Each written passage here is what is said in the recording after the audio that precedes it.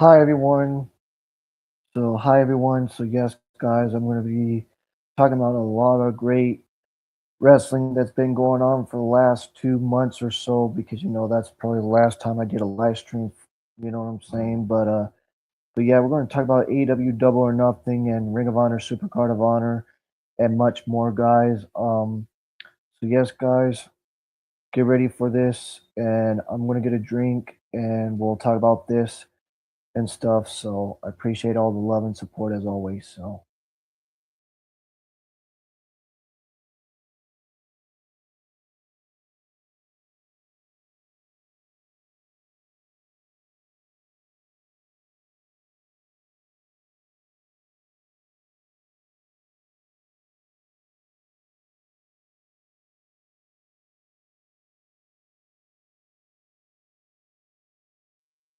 So yes, guys, we're going to talk about Ring of Honor first. So yes, guys, what happened from last night?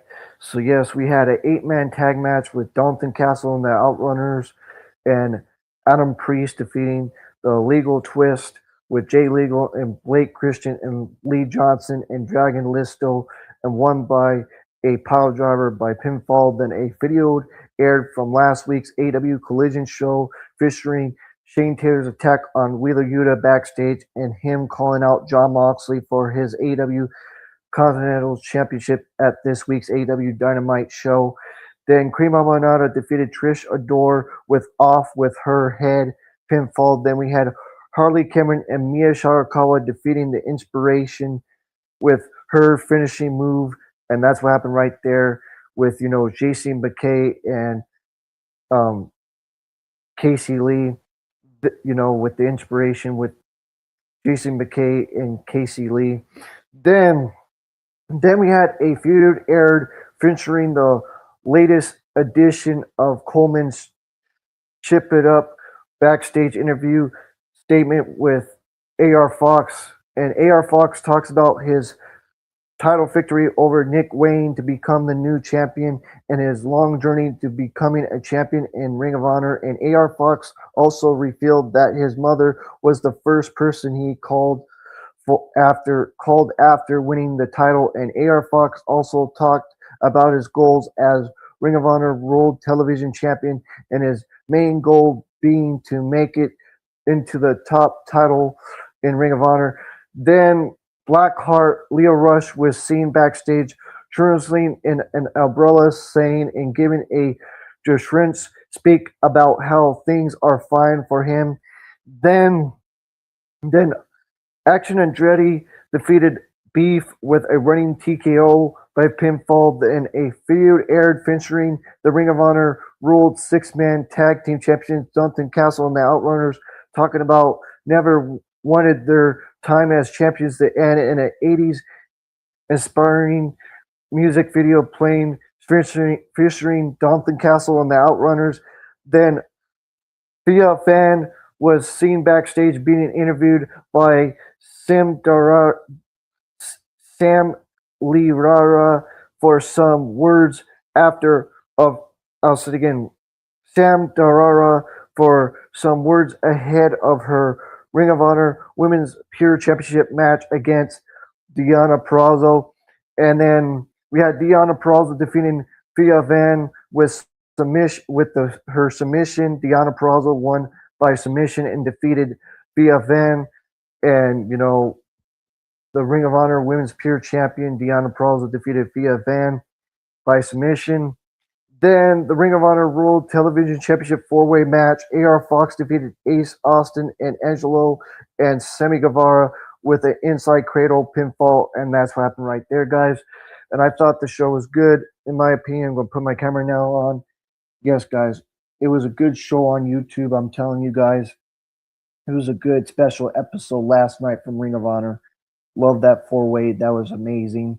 The Coleman um, chip it up with Coleman. It's pretty cool with that all stuff with backstage and all of that. And Athena, being champion for almost 4 years and stuff. Great as well with Athena being champion. Going to make history, probably being the longest ever, champion in history of professional wrestling. We'll see where time goes. Um, you know, never know. So that's my thoughts on that. And the whole situation with Deanna Perrazzo, with Amante at Ring of Honor Supercard of Honor was pretty good as well, guys. And we'll talk about that as well here later and stuff, guys. And the other thing too, Blake Christian had a wonderful match with Bandito on that card as well and stuff. So yes, guys, just a lot of good things coming in Ring of Honor lately. Ever since I got back into it, I stopped watching it for a little while because I was just not in the mood. And then I just got back into watching it, and it's been decent. I enjoy Ring of Honor. TNA, I think TNA's been okay. I mean, some weeks are good, some weeks are not so good. They're okay at best, but I still enjoy TNA, even though it's an okay episode.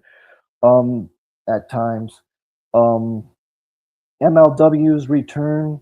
I'm happy for MLW coming back. I think it's been good the last 2 weeks. So yes, guys, the last 2 weeks MLW's been pretty good. Put your thoughts on Killer Cross being, champion and all of that, and cutting a promo. You know what I'm saying? What's your thoughts on that and stuff, guys? He's facing Matt Riddle this coming week, I believe, or the week after, I believe, somewhere around there. So yes, guys, put your thoughts on that as well. And Jissa May's debut as well. Janice May debut. You guys can put that as well in your thoughts on that new coming woman in the division, Janice May. So yeah, I think that's how you say it. Jissa Maya, I think that's how you pronounce her name. Sisa Maya. I can't pronounce it right, but anyways, guys, put your thoughts in on professional wrestling, and I'll be here to read your thoughts and your opinions as well, guys. So yes, like I said again, I thought this was a decent episode of Ring of Honor special episode on YouTube last night. So yes, guys, that main event was amazing. That four-way again with AR Fox and Semi Guevara and all of those guys that were in that match last night. You know what I'm saying? So yes, like it was pretty good. Like I said again, with Ace Austin and Angelo, pretty good. You know what I'm saying? So I would recommend people to watch that and stuff, and then watch the Deanna Peralta and Fia Fan as well. That match as well, and all of that other stuff. But the Harley Cameron and Mia one was pretty, but I wouldn't say to go back and watch it, but if you want to, that's cool. It's not like, the best thing last night on the show. The best thing was probably the main event and, Deanna Peralta and Thea Van. And then the other thing that was good on the show last night was, the 8-man tag to open the show, in my opinion. But I know some people don't like those kind of matches. But me personally, I thought that was a decent opening. But anyways, I'll be back on off camera and then tell you guys more details of the show. And I might put my camera back on towards the end of this live stream.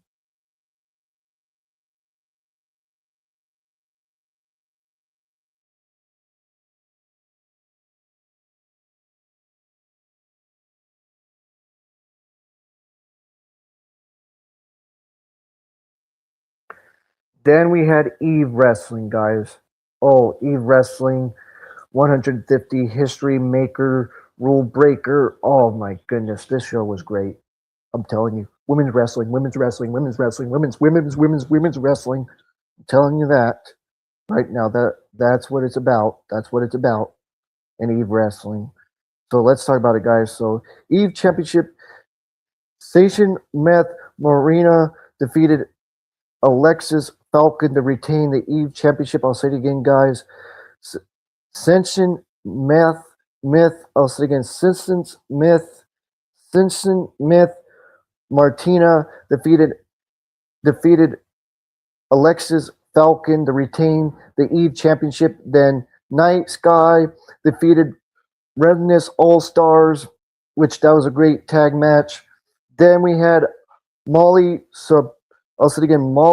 Sapirin facing Fire also again Eb Fire, Eb Card White, which ended in a no contest when Kaylee Ray showed up. So yes, guys, Kaylee Ray showed up, and Kaylee Ray defeated Molly Spartan. Also again, guys. So yes, Kaylee Lee Ray came to Eve Wrestling, guys. So yes, guys, and she defeated Molly Spartan. You know, Eber Fire is no longer, being there.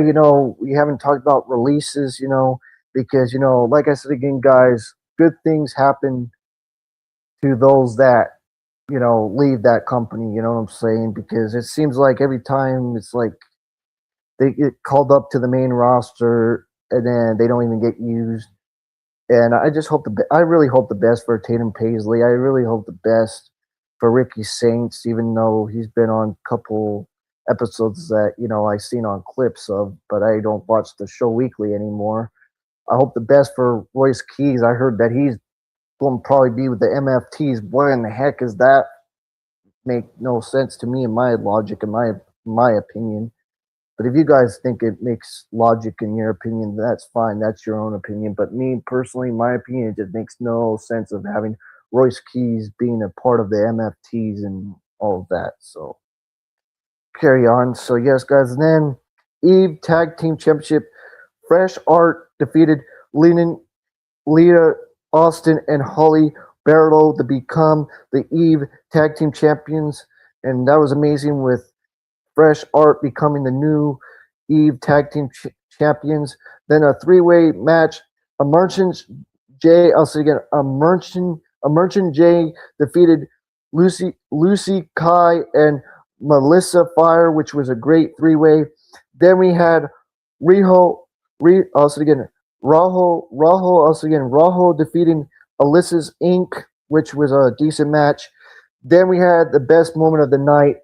We got a new Eve International Champion, Yo Mashita.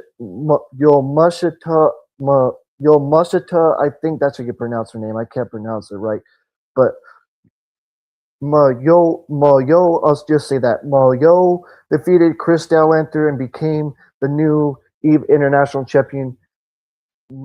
Mashita became the new Eve International Champion, and I'm really happy for her. And Chris Statlander and her tore it down for the main event of Eve Wrestling. That was amazing. And like I said again, guys, this is a great promotion for women's wrestling. And if anybody, my thoughts on this is, if you have the money, I think you should get the subscription $9.99. It gives you, all the shows that come on, you know what I'm saying, that pop up on YouTube. So I would recommend for everybody to get the tier, subscription tier $9.99. But that's just my opinion. If you don't want to, that's your choice. But if you're into women's wrestling and you want to watch something new and you're sick and tired of how WWE books their women's wrestling, and Tony Khan's AEW women's wrestling as well, I would recommend you to watch Eve Wrestling or Stardom. But I only watch Stardom once in a great while, not a lot. But anyways, guys, let's carry on to talk more about professional wrestling and stuff, guys. And talk about, what happened at, AEW Double or Nothing and, Supercard of Honor, which we'll talk about that later, way later on this thing. I'm talking about current stuff right now. Now let's talk about NXT from last night, which was a good show. I'll tell you that, guys, for sure. We're going to give you quick results, though. So we had Nunstore and Rocco Morno, I can't pronounce his name, Morno, I'll say it again, Romo Morno facing Nathan Frazier and Exum, which was a great opener to start the show, and Nathan Frazier and Exum defeated Ninam Door and Morno, and that was a good tag match. And what do you guys thought about that tag match?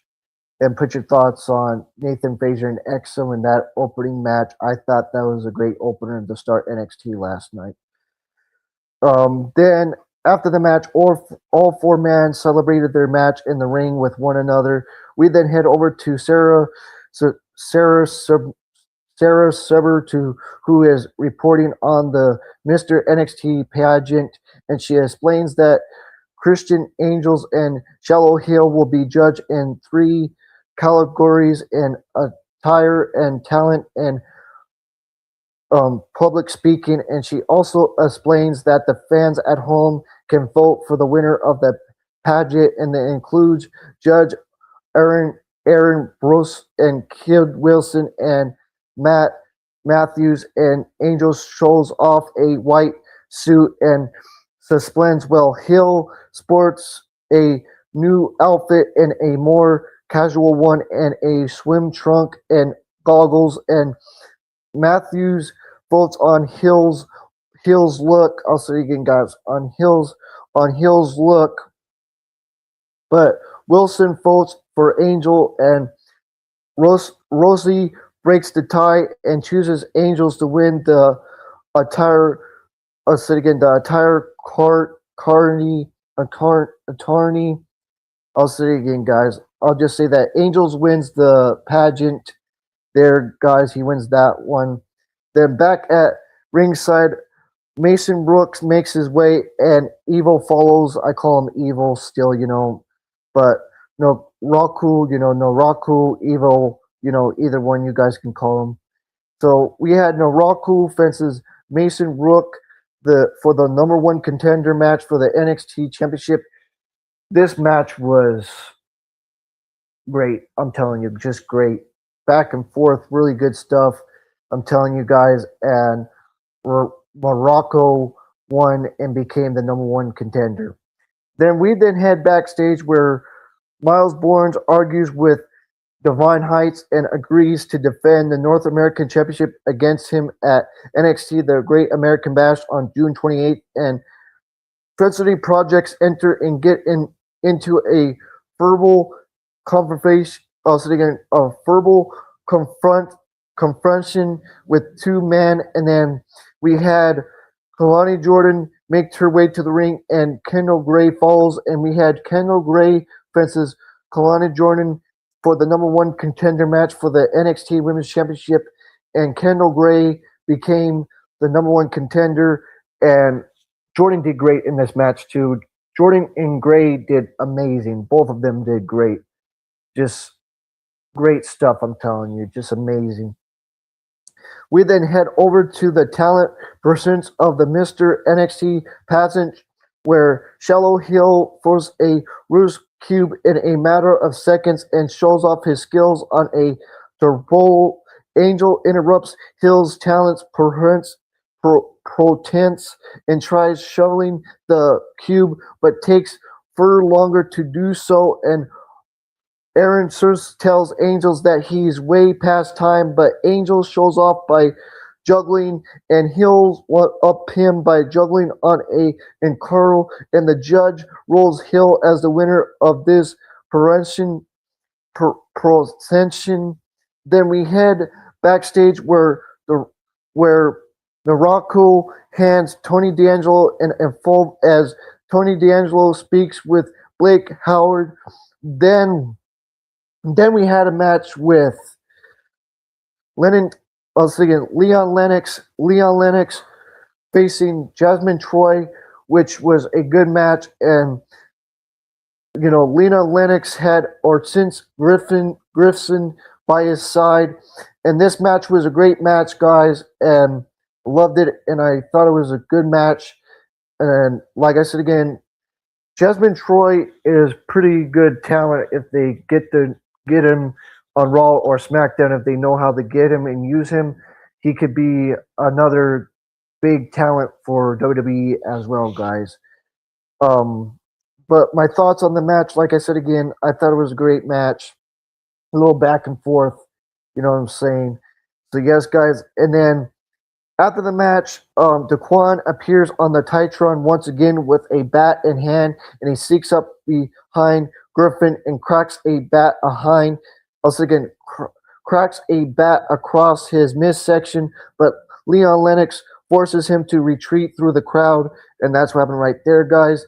Then we had the Mr. NXT passion continued with the public speaking prostration and stuff like that, guys, and all that. Then Hill is declared the winner and looks to put on his clips, and Angels cracks his completely across Hill's spine and grabs a chair and repeatedly cracks it across Hill's spine, then lands it onto it and delivers a knee to send Hill crashing onto the chair first. Then he picks up Mr. NXT Smash. Then we had the main event. Guys. Then we had Tatum Paisley fences Saria, and Saria became the new NXT North American Women's Champion. And this was a great moment for Saria and stuff, guys. And I think she's been great on NXT. I'm telling you, just amazing. And Tatum Paisley said goodbye to NXT and stuff. And I hope, like I said again, I really hope they know how to use her, because most of the people that they have on the main roster that has been on NXT, they just don't know how to use them. They just don't know how to use them. You know what I'm saying? So that's just my opinion. You know what I'm saying? So you guys can put your thoughts on Saria becoming the new NXT North American Women's Champion. I thought it was amazing last night, and the tears off of Tatum Paisley saying goodbye, which was pretty sad as well. But like I said again, I hope the best for her future on either Raw or SmackDown, and I hope they know how to use her. So that's my thoughts on that.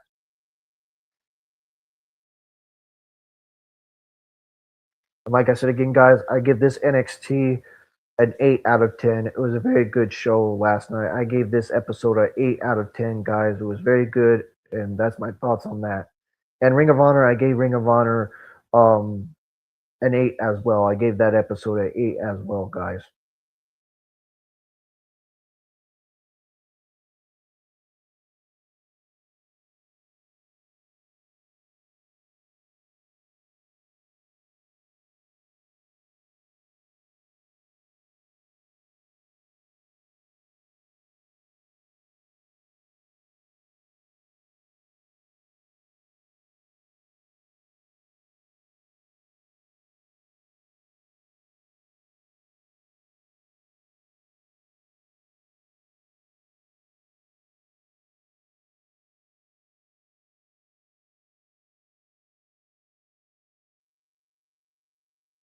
Now let's talk about Collision, guys. So Collision was pretty good this past week, on June 6th.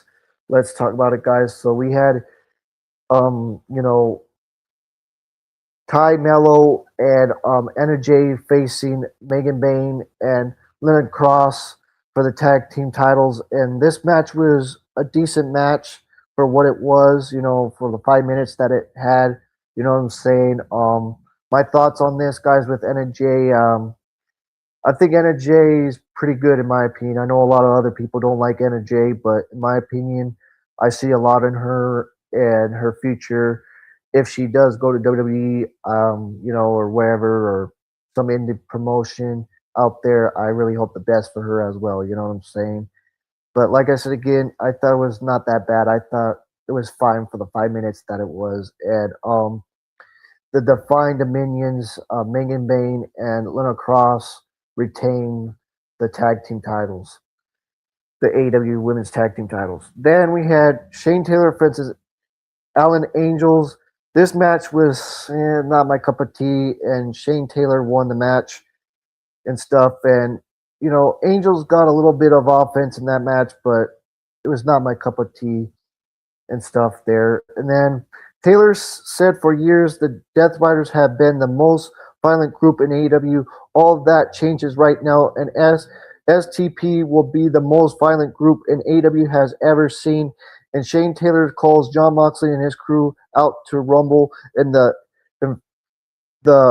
infantry, I'll say again, the infantry and Lee Moriarty stand out of their match, and that's what happened right there. And Shane Taylor's promotion faced the Death Riders, which was an amazing tag match, guys. Loved it, guys. Really good stuff right here with Shay Taylor's promotion. This is the Death Riders. A lot of great, submission holds and grapple and stuff in this match. And the Death Riders won this match and defeated Shane Taylor's promotions. I really wanted Shane Taylor's promotions to win, but still a great tag match, in my thoughts on that. Then we had Tommaso Ciampa versus Beef. This match wasn't my cup of tea. And Tommaso Ciampa won and defeated Beef. That's what happened right there. Then after the match, Tommaso Ciampa attacked Beef, and he went to commentary and said, "Let Jericho know I'm coming for him." And he puts Beef in the walls of Jericho, and he makes Tony Giovanni say Ciampa is better than Jericho, or he'll break Beef's back. And Tony Giovanni says it, and Tommaso Ciampa says, "See, I told you," and calls Jericho out again. Then we had Trish and Shane were backstage where Shane had attacked Wheeler Yuta and Shane challenged Jon Moxley. Then we had Clark Connor versus Juice Robinson. This was a decent match, in my opinion, guys, with Clark Connor and Juice Robinson. I thought it was a decent match. Loved it. And Clark Connor defeated Juice Robinson. And my thoughts on Clark Connor, he's amazing. He's amazing. I'm telling you, all the great stuff that I've heard from people telling me his Japan career and all that, just amazing. I'm telling you, great athlete, great quality from him. And Juice Robinson as well, same thing for him. And, I really wish that Juice Robinson would have won, but still, decent match. I wouldn't complain. Then we had LFI versus the Conjuration for the AW Trios titles, and the Conjuration retained and defeated LFI. I thought it was a good Trios match.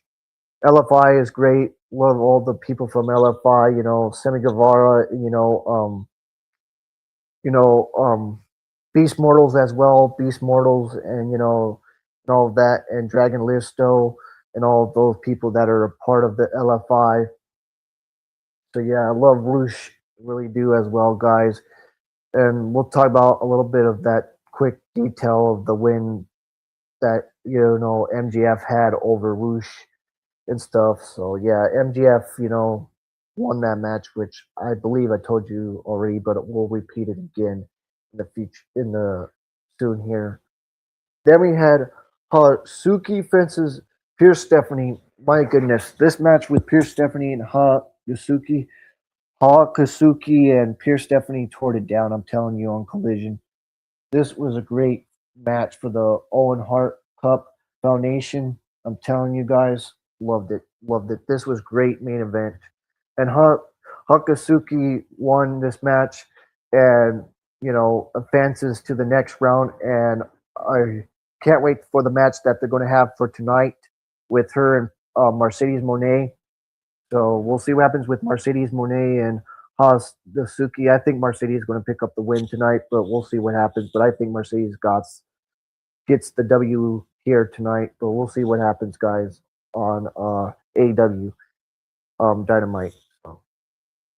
Then after the match, they shook hands and hugged, and Mercedes attacked Pierce Stephanie from behind with the Owen title and put her in the statement maker, and Hakasuki comes back and runs her off, and then they stare each other down, and Mercedes attacks Hakasuki while she yells, "And you know who I am," and then the ref and security break it up, and Mercedes got out of the ring, and Hakasuki lands a top suicide on Mercedes, and that's what happened, guys. I'm just giving you guys quick details because I don't want to be on here all night. You know what I'm saying? It'd take forever, you know what I'm saying? So I'm just giving you guys quick details. So bear with me. That's all I got to say. So if you don't like it, you can go watch somebody else. Like I said, I always tell people that. If you don't like my channel, you can go watch someone else. Let's talk about TNA now, guys, from June 4th. So we had Eddie Edwards versus BDE, which was a decent match. I'm telling you right here, guys, with Eddie Edwards and BDE. And I thought it was a great match, in my opinion. And Eddie Edwards picked up the win and defeated BDE. My thoughts on BTE, I think he should pick up more wins. The kid needs to have more wins and more victories in his matches. But I just hope the best for BTE, that he can get to the next level that where he needs to get. So he needs more W's. He needs more W's onto himself. So that's my thoughts on that. Then the system circles around BTE after the match, and your Giovanni Fence, I'll just say his name, that you know what I'm saying, for WWE, you know, rushes to the aid of BTE, and Giovanni dives over the top rope and levels the system, and Bear Branson takes down, you know, I'll say it again, Bear Branson takes down Giovanni, and Leon Slater joins them and runs down the ramp and picks apart the system, and Leon Slater dives off the top rope and whips out the system onto the outside. Then we had the Righteous feel they free the Hardys, and that the Garner blooms once they enter the Wicked Gardens. The Hardys will not feel the same. Then AJ Francis joins the Impact Zone and is ready to share his next move. And AJ Francis is ready to debut his new single walk, and Elijah interrupts him and stuff on that, guys, and all that. So that's what happened right there and stuff. And then Indy Hartwell and Santino Marella fire up for their upcoming match, and Director of Operations Dara Ray interrupts them and sends regards, and that's what happened right there. Then Alina Black is ready to be the next TNA Knockouts World Champion. I don't see that happening anytime soon, with Alina Black becoming the new TNA, I'll say again, the new TNA Knockouts Champion. But I would love her to be, but I don't see it coming soon. I just don't see it anytime soon, but probably in the future she can be the next TNA Knockouts World Champion, but time will tell. Then we had Ariana Grace and Lorenzo Stacks and Ariana Grace taking on Indy Hartwell and Santino Marella in a mixed tag match, which this match was okay for what it was. In my opinion, it was okay. Not that bad. I still enjoyed it, even though it was, just there. Santino Marella defeated Ariana Grace and Lorenzo Stacks, and that's what happened right there, guys. So I'll just say that. So Indy Hartwell and Santino Marella defeated Ariana Grace and Lorenzo Stacks in the mixed tag match, and that's what happened right there, guys, and stuff. So, and then the Elegance brand are backstage addressing Mr. Elegance. The lights go out, and Rosemary and Ali and Maura Shade stared them out of the room, and that's what happened right there. Then Eric Young is inside the ring and is ready to clean the TNA wrestling, and he assists on his victory in the Champions Challenge last week, and he's ready to take the TNA World Championship from the TNA World Champion Mike Santana. Then they go back and forth and stuff, talking and stuff, and Eric Young being the number one contender for the TNA World Championship and stuff like that, talking back and forth and stuff, guys. And we'll see what happens at Slammiversary. It's going to be him or Nick Nemeth taking on Mike Santana, because this is the opportunity for Nick Nemeth to get his Call Your Shot Gauntlet and get an opportunity. But we'll see. I think he might fail. I think Nick Nemeth might fail his opportunity, but we'll see. We'll see. I hope not, but we'll see. But in my opinion, if Nick Nemeth wants to become world champion again, I wouldn't mind him being the TNA world champion again. But in my opinion, I love Mike Santana being the TNA world champion. He's been great, in my opinion, Santana being the TNA world champion. So I don't have hate for him. I think he's been having a decent run, and I don't want it to end. So that's my thoughts on that.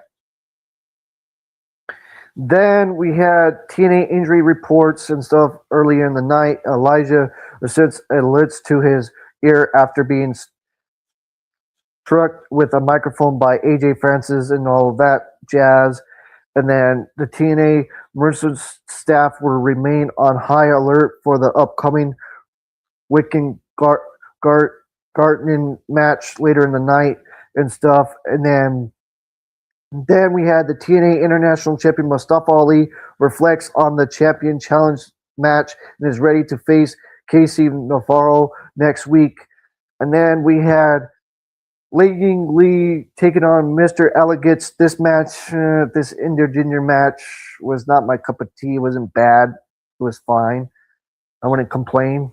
I really wouldn't complain. It was just there, in my opinion. Another match that was just there. I enjoyed it though, but it was just there, in my opinion. So yes, guys, and that's my thoughts on that match. So right here, my thoughts on it is really that I really thought that she was going to win, but Mr. Elegance won the match and stuff. So that's my thoughts on that. I really would have wished that Li Ying Lee would have won the match, but the match was just there for what it was. And we're going to get Saya Brookside taking on Li Ying Lee, and I think it's the opportunity for Brookside to become the new TNA Knockouts Women's Champion. But I love seeing Li Ying Lee, Saya Lee being the TNA Women's World Champion, the TNA Knockouts Women's Champion. I really hope that she can have a longer run this time and stuff. But at the same time, I'd love to see Brookside get an opportunity in her first TNA Knockouts World title. So we'll see where that goes. Then we had the main event. We had the Hardys taking on the Righteous in this Wicked Garden match. I thought it was great. I really thought this Garden match was pretty good. I loved it and stuff. And going back and forth, really good stuff. All the weapons were pretty good in this match, in my opinion. All the weapons and stuff. And, the flowers and all that was pretty beautiful. I love seeing all the flowers in this match and, all that cool stuff that there was in this match. And the Righteous won this match and defeated the Hardys. And I was really happy for the Righteous to pick up the win here and defeating the Hardys. I know this build up for the Righteous to win because this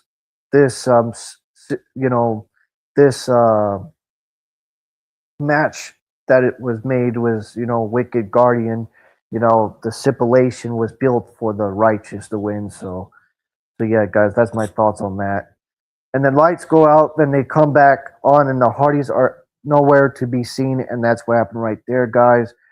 And I'll tell you guys, Vincent slammed him down with the orange sunrise, and that's what happened and stuff, guys. And that's what happened. It was beautiful. I'm telling you that, in my opinion. I thought it was amazing. And I'll tell you guys my thoughts right now, my face.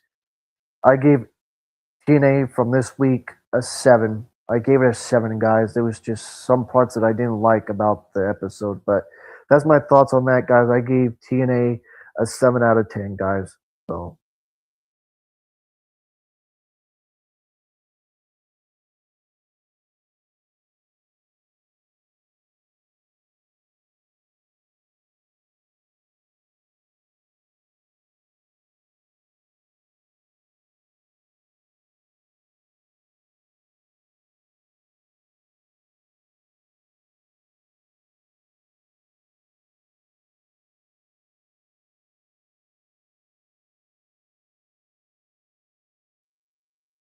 Now let's talk about MLW Vision. So yes, guys, let's talk about the second episode of the latest season of MLW. Let's talk about it, guys. So, excuse me, MLW World Champion Killer Cross and his wife Scarlett Monique opened the show and addressed the fans. The show featured 2 championship matches. In the first match of the night, and Shotzi Blackheart defeated Shoko Nojima to become the new MLW Women's Featherweight Champion. and I'm happy for Shotzi Blackheart becoming the new MLW Women's World Champion. I'm really glad, man. Shotzi, man. I'm really glad now that she's champion, and you know, just great stuff from her in House of Glory as well, guys, and stuff. The match that she had with Lena Cross on my birthday was pretty good on House of Glory. So appreciate it. Appreciate you stopping by and putting hi. Appreciate you, sister. Appreciate you coming in and stopping by, sister. Appreciate you. Appreciate you. So yeah, so yes, that's my thoughts on that, guys. And then we had Misto defeating Diego Hill, which was amazing with that, guys, and stuff. So yes, with Mystico taking on Diego Hill. Diego Hill did amazing in that match, even though he lost to Mystico. Mystico did amazing flying and high maneuvers in that match and stuff, guys, and just great talent between those two with Diego Hill and Misto, and Misto picked up the victory. Then we had Austin Aries call out Misto. Then we had Okoro Yomaka Ohoparara attacking Okoro Kora attacking Allen Angels and joining Conra unit, the Conra unit. And Alex Hammerstone says he'll be watching Killer Cross facing Matt Riddle next week. And then we had the Skyscrapers defeating the Good Brothers in a tables match, which was a great main event, in my opinion, guys. Great stuff in that tables match. Really good back and forth hitting and just amazing between, Nijak and Bishop Dyer and, Luke Gallows and Carl Anderson. Just amazing stuff, I'm telling you, in that tables match. And they retained the MLW World Tag Team Championship, the Skyscrapers, and we'll see what happens in the future with the Skyscrapers, who's going to take the tag team titles off of them. But yes, guys, they defeated the Good Brothers, and that's what happened right there. So put your thoughts in and stuff. I appreciate the comments, as always. Appreciate all the love and support, as always. So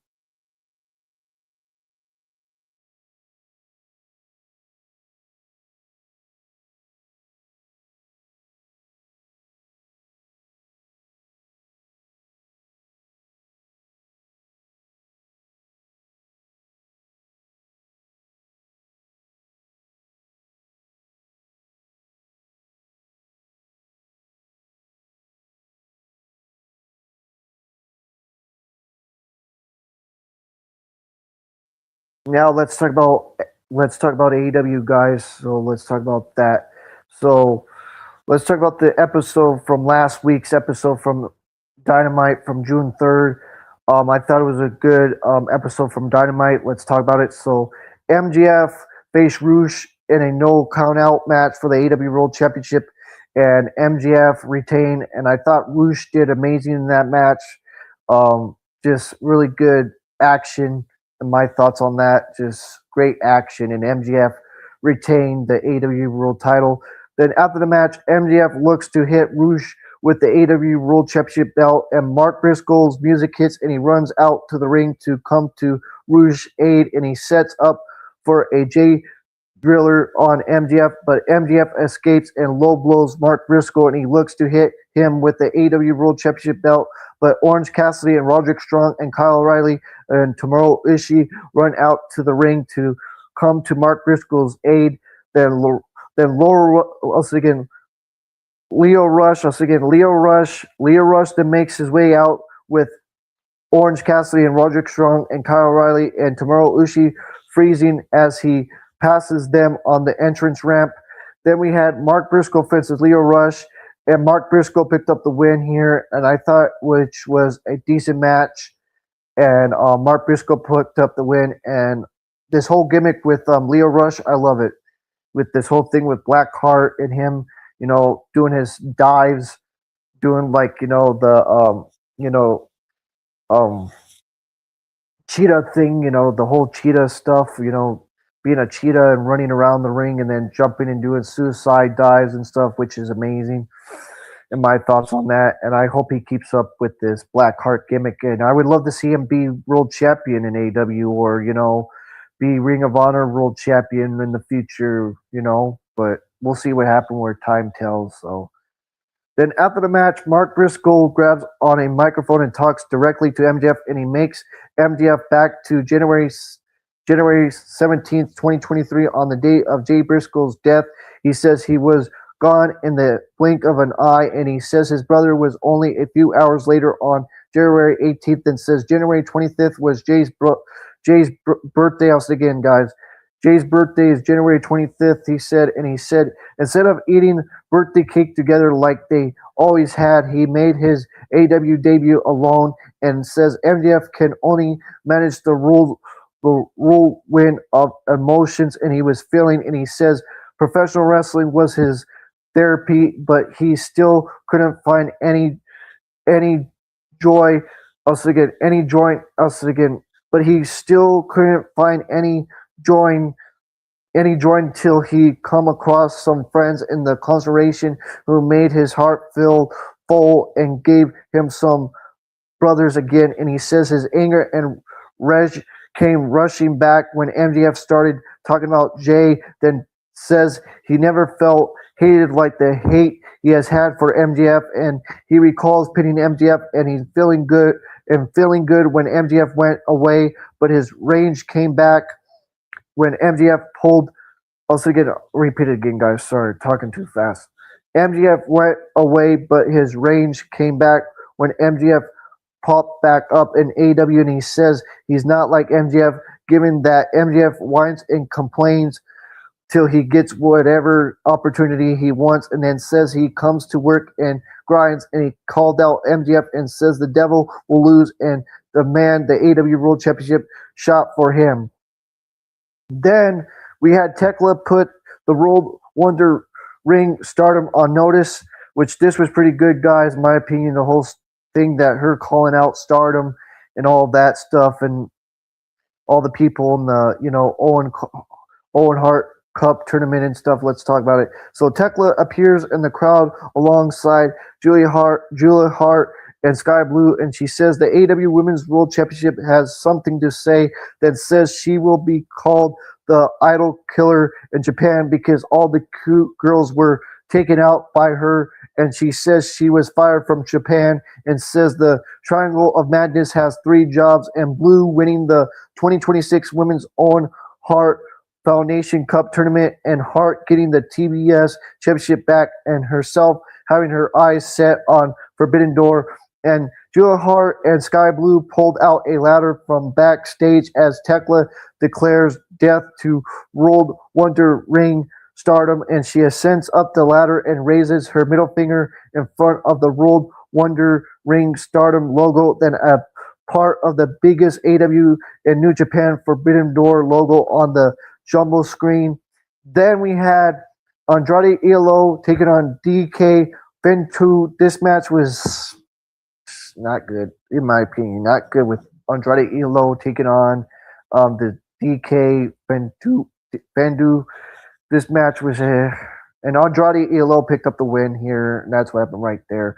Then after the match, Andrade calls out MJF and asks if he really thinks that he can beat him, and this propels Don Callis and Jake something to come out to the ring, with Don Callis announcing that Kevin Knight is the newest member of the Don Callis family, and that's what happened right there and stuff right there, guys. Then we had Kevin Knight taking on Mike Bailey for the TNT Championship, which was amazing. Just telling you guys, this was amazing between both Kevin Knight and Mike Bailey. Mike Bailey did amazing in this match. Great action by both guys. And by the end of the night, Kevin Knight retained the TNT Championship. And that's what happened right there, guys. And great work between both athletes. And Kevin Knight, like I said again, Kevin Knight retained the TNT Championship. Then after the match, Kevin Knight says he's a part of the Don Callis family for one reason, to become Kevin 2 belts and win the AEW World Championship. He then heads backstage where the dogs gloat about leaving Christian Cage and Adam Copeland lay out last Wednesday as they speak with Renee Paquette, and the Young Bucks confront the dogs, and Matt Jackson says he couldn't see the AEW World the he couldn't see the AEW World Tag Team Championships going to the dogs. And back at ringside, Alex Winters makes her way out, and Mercedes follows. And then we had the match with Mercedes Moné fences Alex Winters in the quarterfinals of the Women's Owen Hart Foundation tournament. And this match, which was amazing between both women, it was a decent match in my opinion. Alex Winters got some offense as well, guys, and that's my thoughts on it. And Alex Winters is amazing, I'm telling you. And just her and Jimmy Hayter being a tag team, all of that. I would love to see them have more matches together as a tag team, but you know how things go. So, and anyways, this was a good match for a single match. Alex Winters needed one here between her and Mercedes Moné, and like I said again, Mercedes Moné picked up a win here and defeated Alex Winters. And Alex Winters, great for her, the matches that she just had, but love to see her pick up more wins on AEW. She's doing good in the, other stuff in the independent scene, but AEW wise, she's been picking up losses. So that's what's been going on with that. But once again, I repeat myself 1,000 times. Mercedes Moné picked up the win there. Then we had Will Ospreay versus Mark Davis in a semifinals match for the 2026 Men's Owen Hart Foundation Cup tournament. And this match was good. Mark Davis, I love Mark Davis. The whole thing, him doing his shoulder tackle and throwing people up in the air and all that stuff, just amazing athlete, I'm telling you guys, and all that back and forth, really good stuff. And Will Ospreay picked up the win here. Love what Will Ospreay does with his suicide dives and the hiding blade and all that great stuff. And Will Ospreay picked up the win here with a submission with the armbar. And that's what happened right there. So yes, guys, my thoughts on this Dynamite from last week, I gave this show a 9.5 out of 10. It was a great show. I give it a 9.5. So that's my thoughts on that.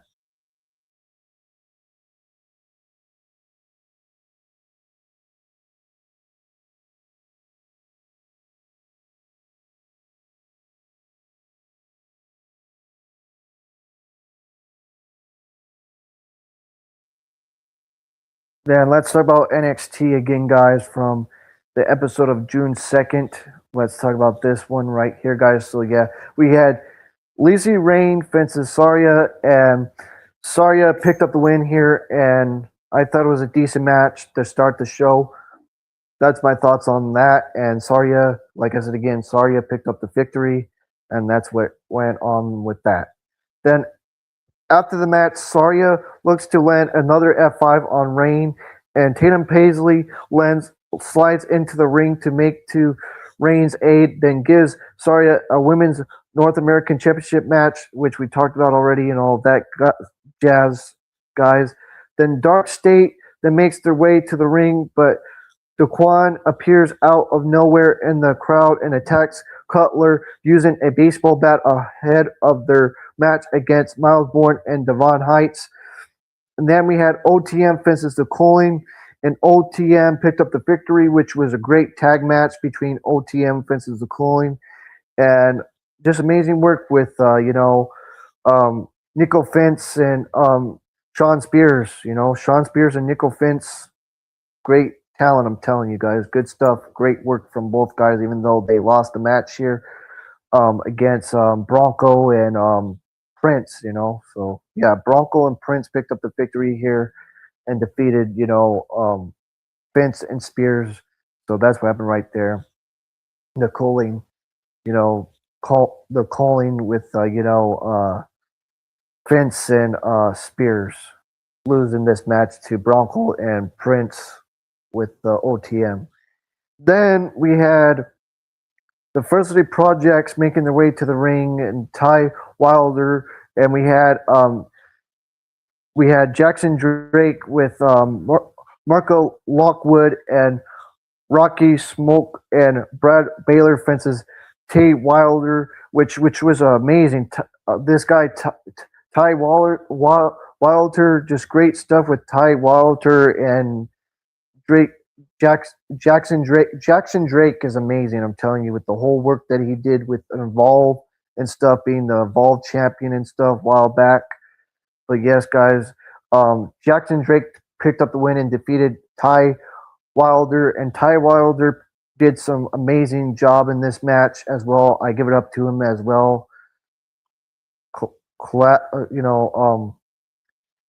You know, applause to Ty Wilder. I clap for that. So you know what I'm saying. You know what I'm saying. I root for that. So you know what I'm saying.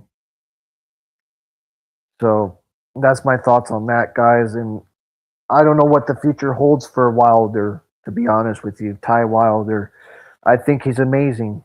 For the match that I seen right there between him and Jackson Drake, man, just I'm telling you, these new incomers that they got from NXT for the last month or two, you know, ever since I have not been on, on here on YouTube talking to you guys about the weekly shows lately, for the last month or two, you know, you got Evil, like I said again, the match with Mason Rook. You know, Mason Rook is amazing as well. You know, a lot of people talk crap about him on the internet. Who gives a damn? You know, they got nothing better to do with their lives. They really don't. So that's my thoughts on that. You know what I'm saying? So the other thing too, the whole thing with Evil. I love Evil. No, Raku. I think they're going to push him to the moon, hopefully. But if they don't, that's TKO's and freaking Triple H's fault. But time will tell. I hope that they can use the Rocco, you know, but we'll see. We'll see how the future holds. But like I said again, that was an amazing match between Ty Wilder and Jackson Drake, and Jackson Drake picked up the win on that match. Then we head backstage where Emily Agur comes up with Robert Stones and Arsene Griffin and storms in and takes out his anger about Daquan attacking Cutler earlier in the night. And Robert Stone and Jasmine Troy then enters Stone's office and gets into a heat verbal conversation with Griffin. Also again with Griffin, with Dion appearing out of nowhere and cracks a chair across Troy's spine. Then we hear from Lola Vice, and Lola Vice says she proves that she's the complete package at AAA, and whether it's AAA or NXT, she says she won the NXT Women's Championship in her side plates on the belt when she went to sleep for 4 years. Then she says she didn't make excuse or accepts them for anyone in NXT. Then Lola Vice asks who's next, and she says someone is always eyeing her the NXT Women's Championship, and she says she loves and given that the title deserves women who are willing to step up to it, but her challengers will always be knocked out. And Kalani Jordan music hits, and she walks her way out to ask Lola Vice if she finally gives her a shot at the NXT Women's Championship, and she says she'll make it possible for Lola Vice to decide her to deny her, and then says when Lola Vice goes somewhere else to make a name for herself, a star is born. And she says it was different for her when she went to TNA Wrestling looking for the same praise that Lola Vice has received, but she says she was questioned that there were plenty of people willing to criticize her success, and she says she's seen women come and go, then says she is done asking, is demanding an NXT Women's Championship, and she says she has made Lola Vice tap out and defeating Win Sinclair twice and defeating Kendall Gray, and Gray and Sinclair make their way out, and Gray demands Vice that she's the winner of the 2025 Women's Iron Survivor Challenge, and she says Jordan has a receipt waiting for her after last Tuesday, but Lola Vice tells Gray and Jordan that they'll have a number one contender match next week to decide her next challenger for the NXT Women's Championship, which, you know, we already talked about the quick results with that, guys, who won and got the number one contender. You know, Gray did. So you can go back and hear me, you know, talk quick about that. Then after that, Lola Vice looks to leave the ring, but Jordan steps her, and Vice looks to surprise Jordan with a 305, and Jordan ducks out of the way, and Lola Vice accidentally hits Gray with a 305 before Jordan grabs the NXT Women's Championship belt and holds it up, and we then head backstage where Tatum Paisley chats with Shallow Hill, and Saria appears out of nowhere and takes out Tatum Paisley. Then we had Rumble, Morneau, and Nessun Door to make their way to the ring, and Birthrights. And we had Lexis King with Birthrights taking on us again, Lennox, us again, Leon, us again, you know, sorry guys, talking too quick. So I'll just say this. Lennox King taking on Rocco Morneau, and with Dunham Door for the NXT Championship. So I'll repeat it again, guys. So Lennox King with Birthrights taking on Romo Morneau with Nessun Door for the NXT Championship, which this was a decent match, and Lennox King won and still the NXT champion. So yes, guys, that's what happened right there. And Lennox, you know,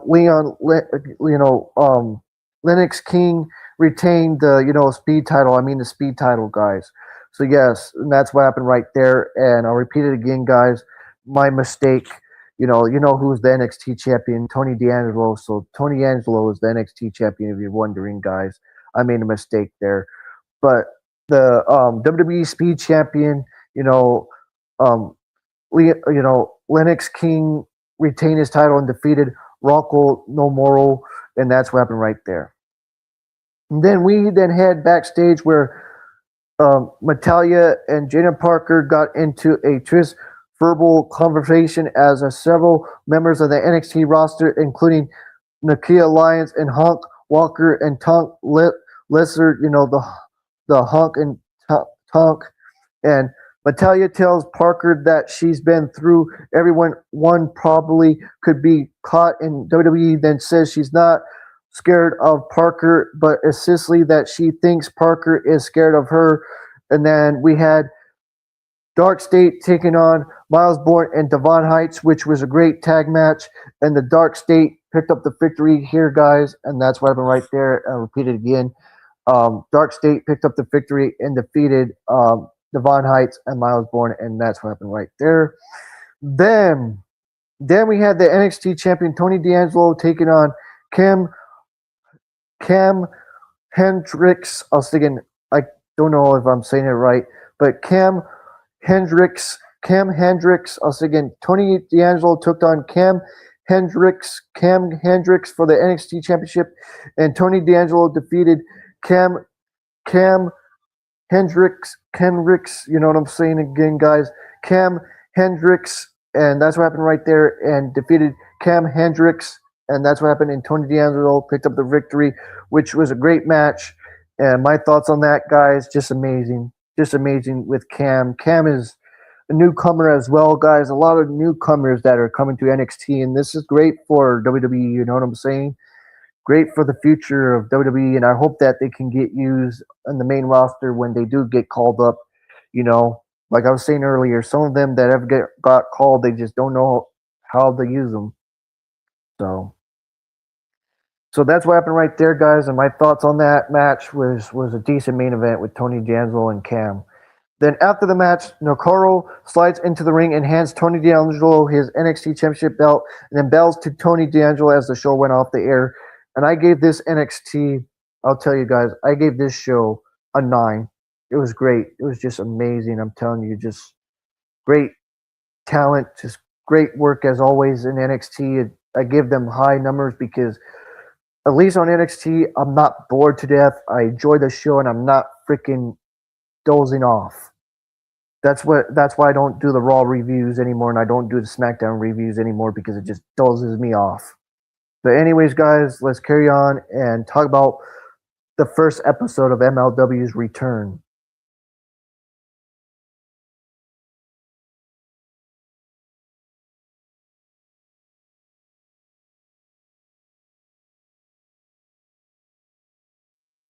So yes, guys, we had Shotzi defeating Priscilla Kelly. I'll say again, Shotzi defeated Priscilla Kelly, aka Gigi Dolan.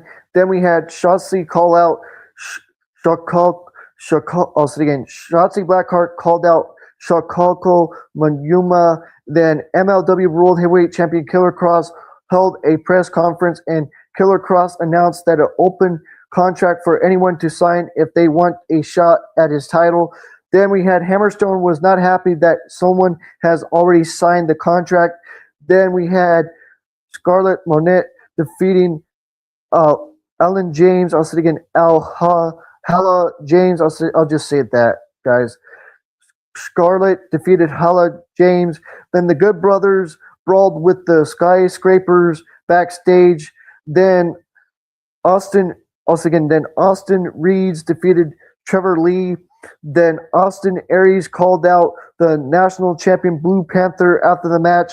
Then Matt Riddle signs the contract to face Killer Cross for the MLW World title. Then the Good Brothers defeated Joe Coffey and Mark Coffey. You know, those guys used to be on NXT UK.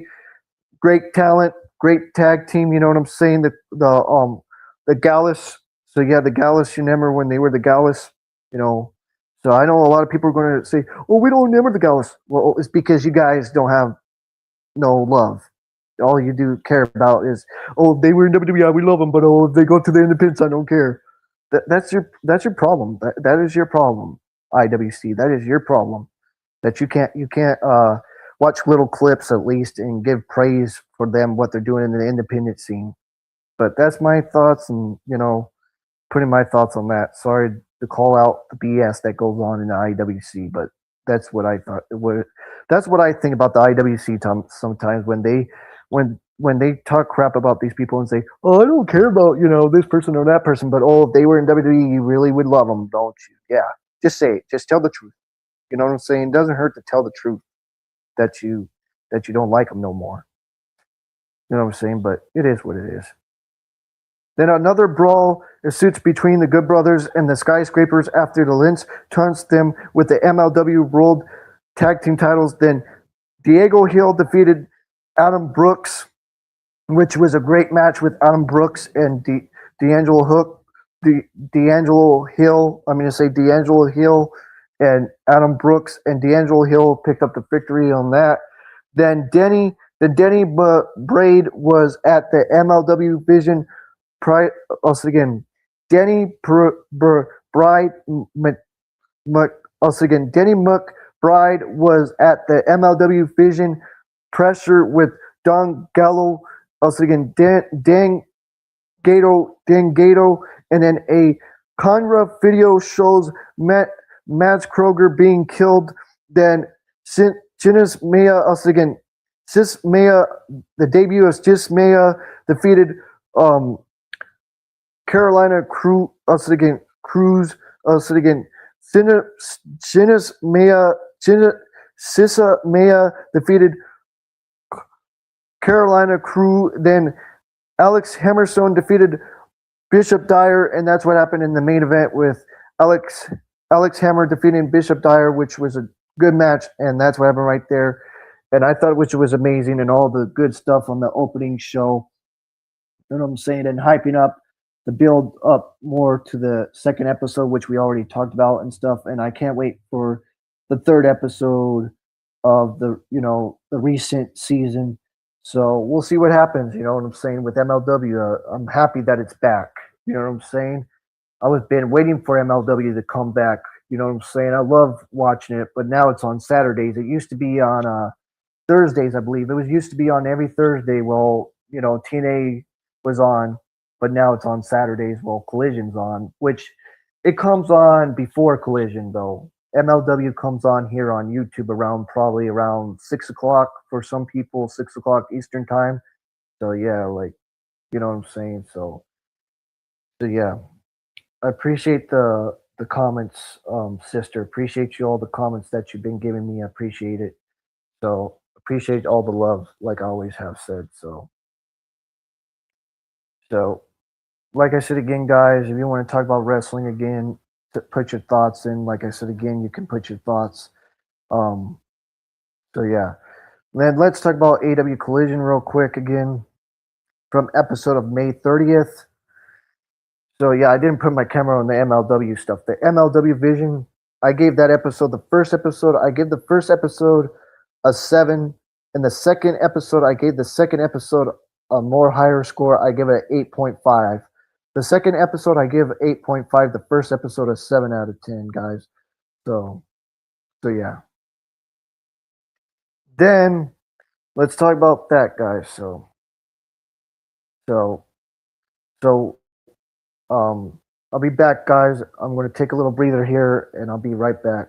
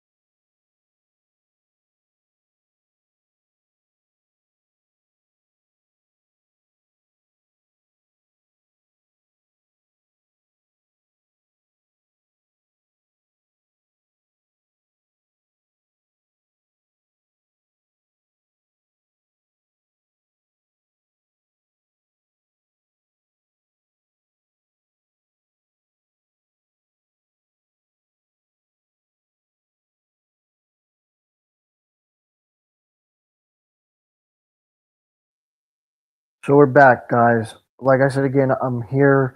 We're going to be here for a while. So yes, if you're wondering, we're going to be here for a while still. So if you're wondering, so then we had the Conjuration taking on the Don Callis family for the AW Trios Championships, and the Conjuration retained, which was great with the Don Callis family and stuff with BRG and them, Trent Beretta, and Rocky Romero.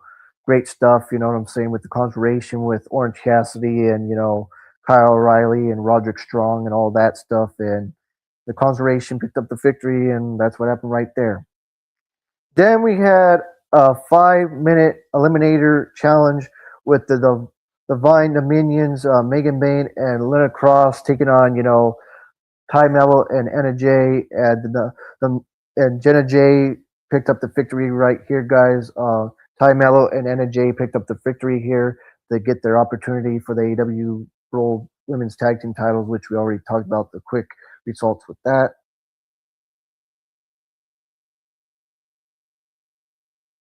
No, I'm staying here for a while. I'm gonna be here for quite a while. If you want to, you can leave if you want to. If it's up to you. If you want to stay here, you can, my friend, my sister. You can stay if you want to, but it's up to you. So that's what happened right there, guys. Then we hear from Tommaso Ciampa, and Tommaso Ciampa's in the ring, and he says that he hopes Chris Jericho would show up, but he learns Jericho wasn't here, and he recalls his list of why he hates Chris Jericho. Number one is Fozzy sucks. He hates his light up jacket and his crappy crews and Jericho's arm bars and his full head of hair, and he throws his list down and yelling that he's not Ricochet when the fans chant bald, bald, bald. Then Tommaso Ciampa calls Jericho scum and says he doesn't believe Jericho's good vibes tour and a snake is always a snake. Then we had I'll say again, then we had Haisuki fences Maya Ruled, which was a fun match. Love Maya Ruled. She's excellent. She's really excellent in the ring. I'm telling you, Maya ruled excellent. Even though she lost this match, which was a great match, I'm telling you, this was a great match. I loved it with Hayasuki fences Maya ruled, which was great. Loved it. Really loved it between both of those women. And Hayasuki with Stardom, she's great. She's amazing. You know what I'm saying? Just amazing athlete. Then sorry, I think we see Sonari. I think Sonari. I can't pronounce her name really well, but I think we see um Sarihi Sarihi or something like that, or Sarai.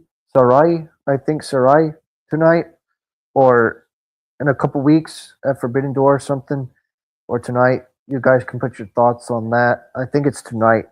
I believe so. Yeah, I think it's tonight that we see that too, because tonight is AW Summer Blockbuster. So, so then after the match, Hayasuki and Pierce Stephanie stood face to face, and they face off in the Owen Cup next week on Collision. Then Tony Giovanni pays tribute to Loverboy Dennis Condrey, rest in peace, you know.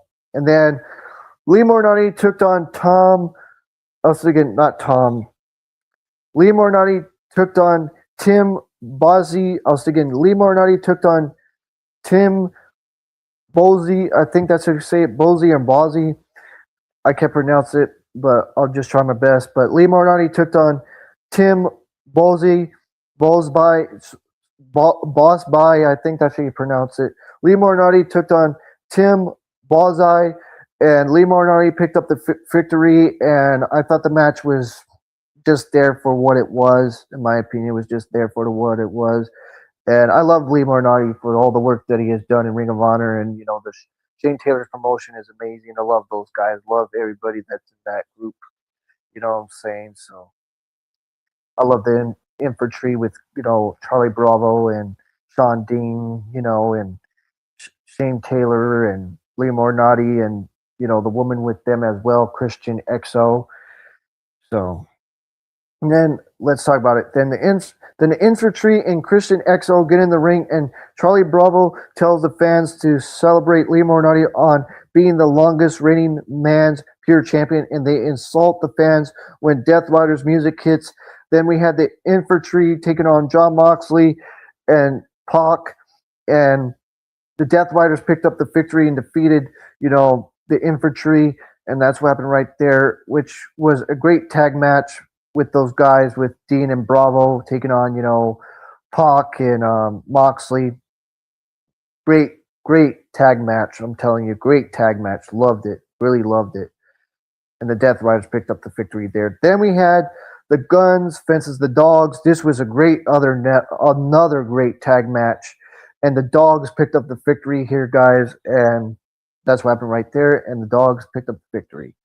And like I said again, the Guns, I'm happy that they're together. The brothers are together and stuff. And I love Colton Gunn and I love Austin Gunn. So that's my thoughts on that. If you want to tell me, I love both Austin and Colton. And then after the match, Finley stands Austin up, but Ace and Juice come to the ring and the Dogs leave. Then we had Jake Something and Brian Cage taking on Jimmy Wilds and Tommy. Also, again, Jake Something and Brian Cage took on Jimmy Wilds and Tommy Mars. This match was not my cup of tea. Wasn't there, but Jake Something and Brian Cage picked up the victory and defeated Tommy Mars and Jimmy Wilds. Then we had Tutesta taking on Garcia for the AW International Championship, and Garcia did amazing in this match, back and forth with Daniel Garcia and Tutesta, back and forth, back and forth, back and forth, back and forth. Really good, hard hitting. And Tutesta retained the AW International title, and that's what happened right there, and the victory by Tutesta, and that's what happened. Then after the match, Don Callis' family get in the ring and attack Tutesta, and Moxley doesn't like them, and Shane Taylor's promotion is back and takes down Jon Moxley, and Wheeler Yuta and Pac come out, and so does Mike Bailey and the Conjuration, and Lee Moriarty sends Wheeler Yuta into the commentary, and Nigel McGuinness says he has no beef here, and Bravo pushes Nigel McGuinness, and Nigel McGuinness attacks Bravo and Lee Moriarty, pulling Nigel off into Testa, since Rocky Romero over the top rope, and Mike Bailey does a backflip off the ropes to take out several people into Testa, and the Conjuration, and Mike Bailey and Daniel Garcia and Wheeler Yuta are in the ring, and Jon Moxley jumps on the apron with a chair, and the Conjuration and Mike Bailey stand on the ring opposite of the Death Riders while the heels stare from the ramp, and that's what happened right there, guys. And I gave this episode of Collision, I gave that episode from May 30th of Collision, I gave that show a 9 out of 10.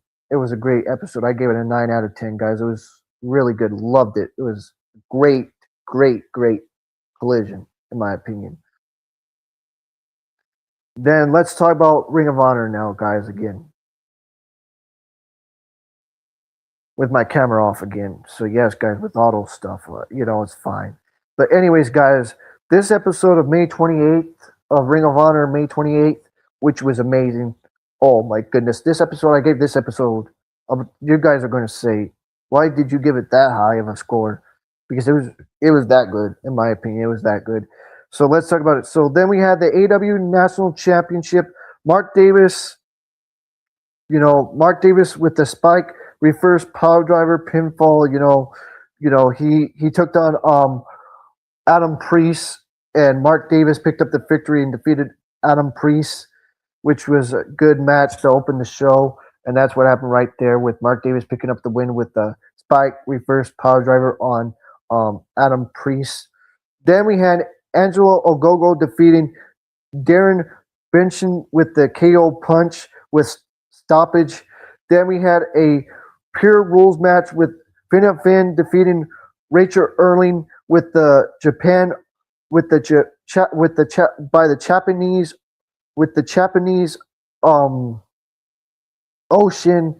Japanese Ocean Cyclone Suplex. Then we had Angelo defeating Main Man Oro with the Navarro Death Roll submission, and that's what happened right there. Then we had Maya Rule defeating Trish Adora with the inside cradle.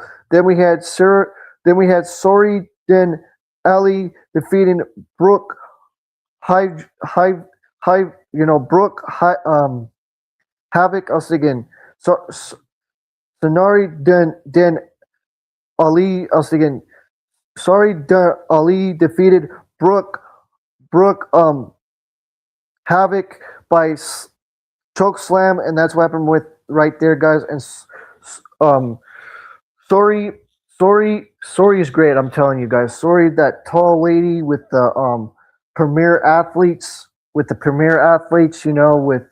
Daivari, and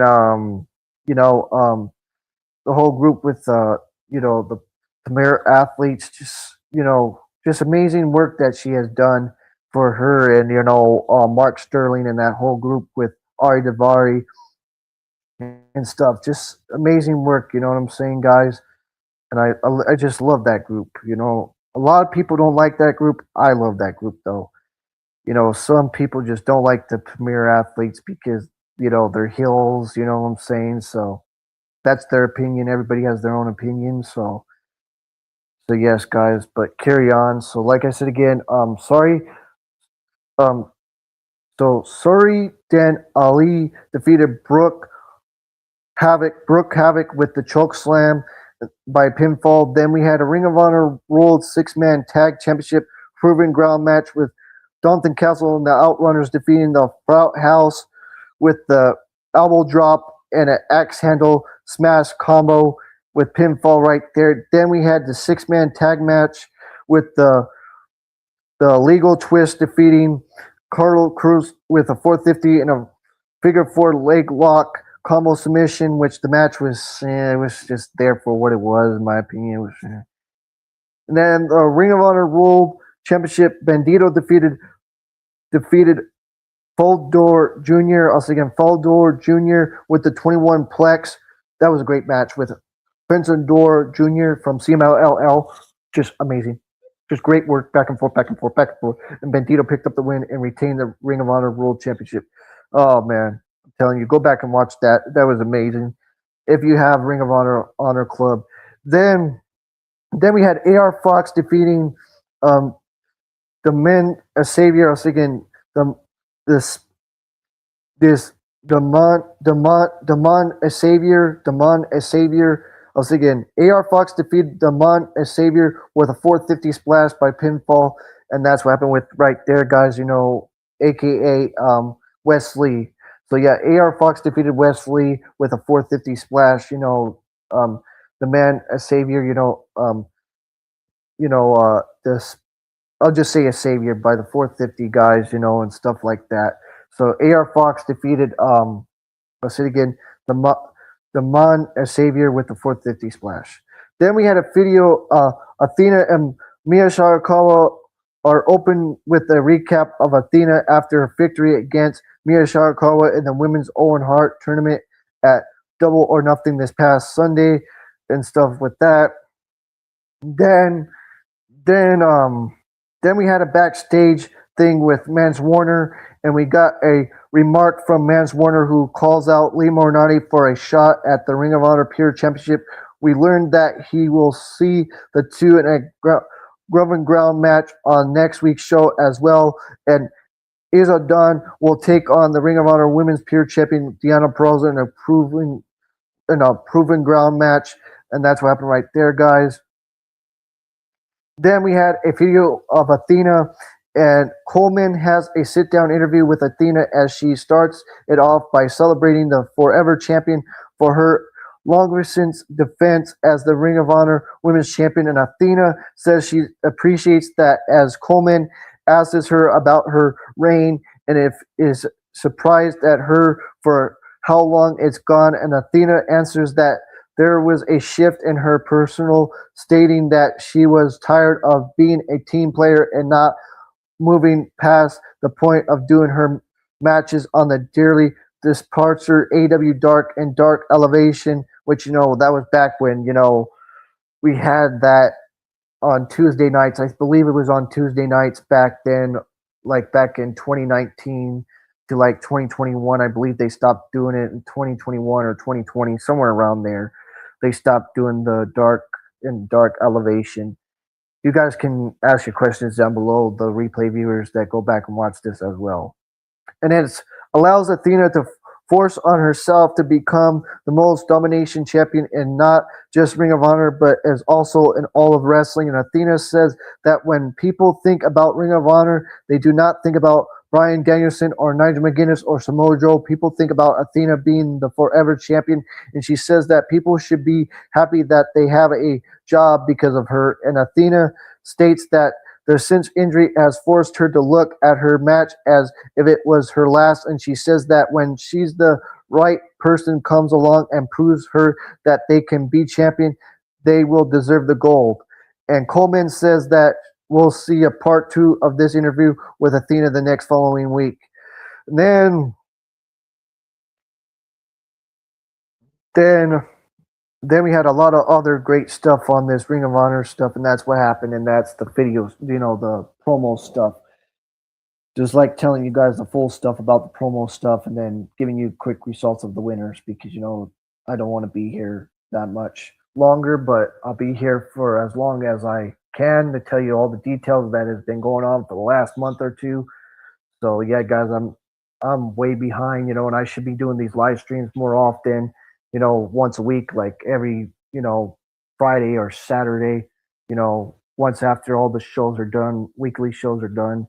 So I should come on here like every Saturday or Sunday, but other things come up to my head, and then personal life, yada yada yada stuff. So yeah. And then let's talk about May 21st episode of Ring of Honor now. So then we had Action Andretti defeating QT Marshall with the running Torak neckbreaker pinfall. Then we had Hyan Mayrold defeating Ellie Cruz and Chris by double team glove slam pinfall. Then Rouge defeated Ryan O'Neal with the bullhorns. Then Busha and the Brain defeated Premier Athletes with the Moon Day double stomp. Then we had the Ring of Honor World Six-Man Tag Team Championship proven match. Dalton Castle and the Outrunners defeating 4Play with the elbow drop and the axe handle smash combo.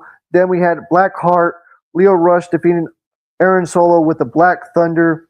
Then we had Deonna Purrazzo defeating Janelle Kai. Also again, Janelle Kai with the armbar submission. You know, you remember Janelle Kai used to be in MLW, guys. You all remember she used to be in MLW.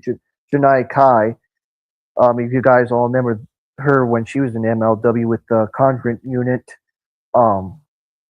Me and Slash used to talk about that all the time.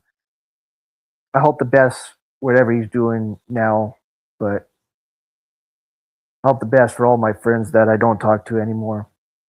So yes, guys, like I said again, Deonna Purrazzo defeated Janai Kai with the armbar submission. Then we had Mia Sharakawa and Queen Mamanata defeating MIT by disqualification. Then we had the Ring of Honor Television Championship, AR Fox defeating Shane Taylor with the 450 splash, and that's what happened, guys, right there. Then we had a video of the Ring of Honor Supercard of Honor 2026 recap, and Ring of Honor Honor Club TV begins with highlights of Supercard of Honor.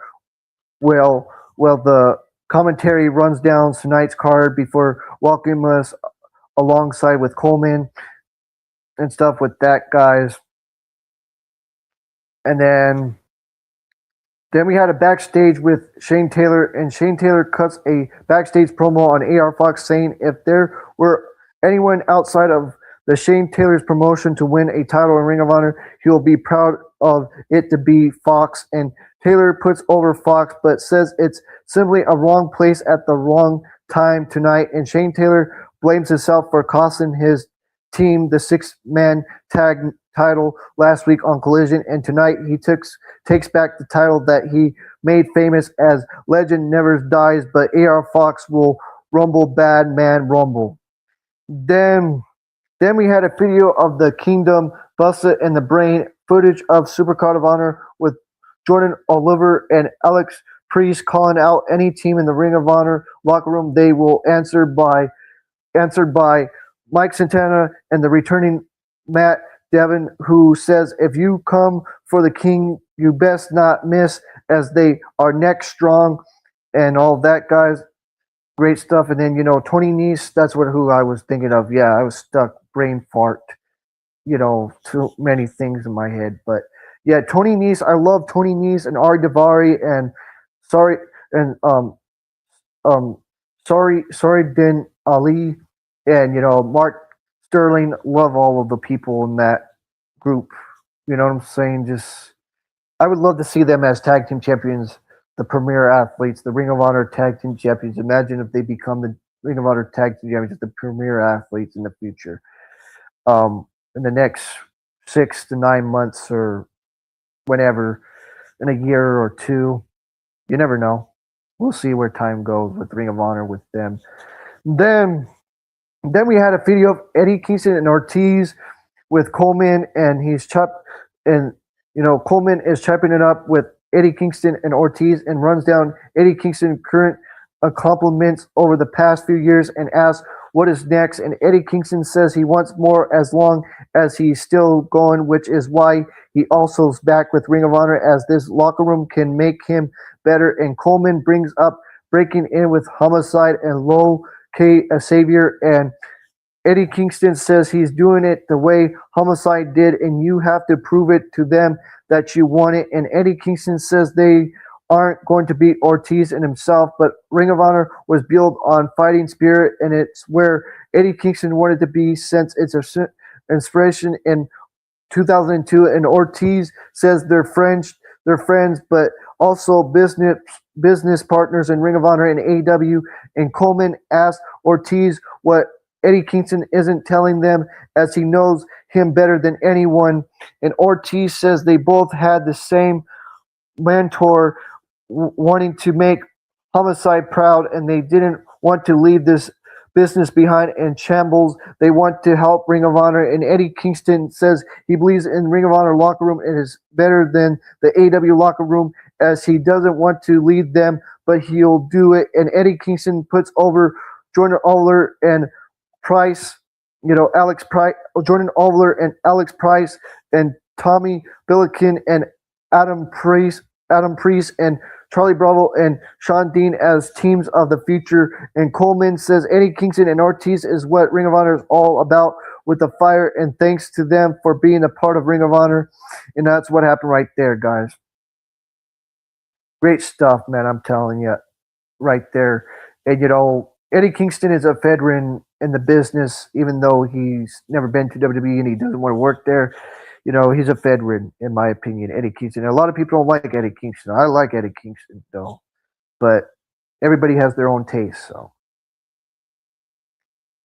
Then we had a backstage with AR Fox, and AR Fox says people said Shane Taylor talks too much, but he thinks not enough, as he could just ask for a title shot after tonight. If Shane Taylor wants gold so bad, go buy a watch.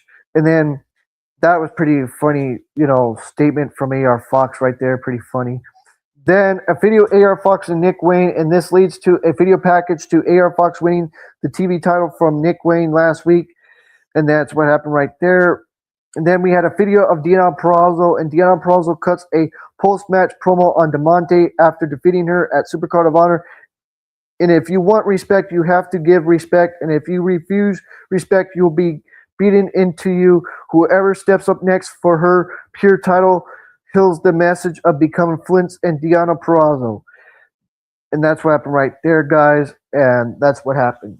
So I gave Ring of Honor from 2 weeks, from this last few weeks, those two episodes. The one that I just talked about before this one, I gave that episode an 8.5, and I gave this one 7.5, an 8.5 and a 7.5.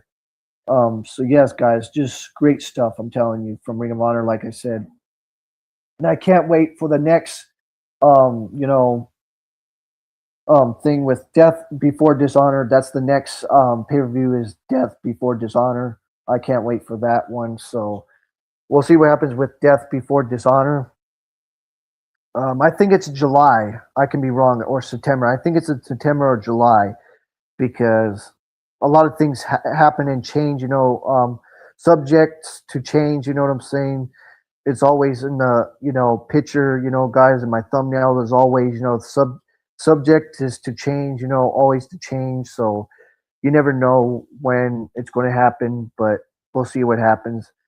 Just like they just changed with the WWE with the Money in the Bank. Money in the Bank was supposed to be in, I believe in August. They were going to do it in August, and then they moved it to September, and then they just changed it to October 10th.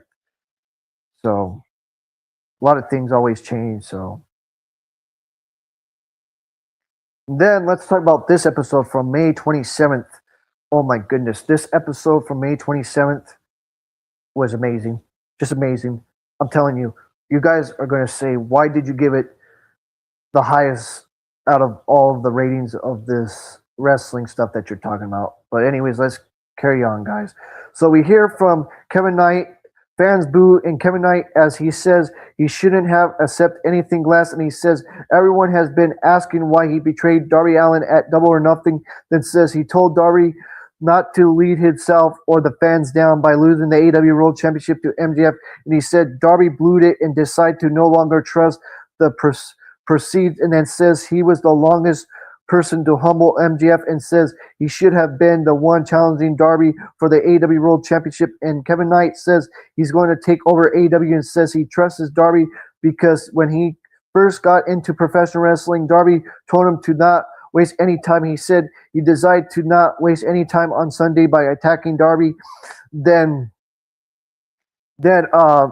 Mike Bailey's music hits, and he makes his way out, and he says he heard what Kevin Knight is saying, and he says his best and worst qualities as how offensive Kevin Knight is. And he says if Kevin Knight owns up to what he just did, they could make things right. And since his hand out to Kevin Knight, then Kevin Knight pushes Mike Bailey's hand away and levels him with a clothesline that hits him crashing into the mat with an Inzanari, again with the Inzanari, and that's what happened right there, and that was amazing. And that's the night that Kevin Knight turned heel.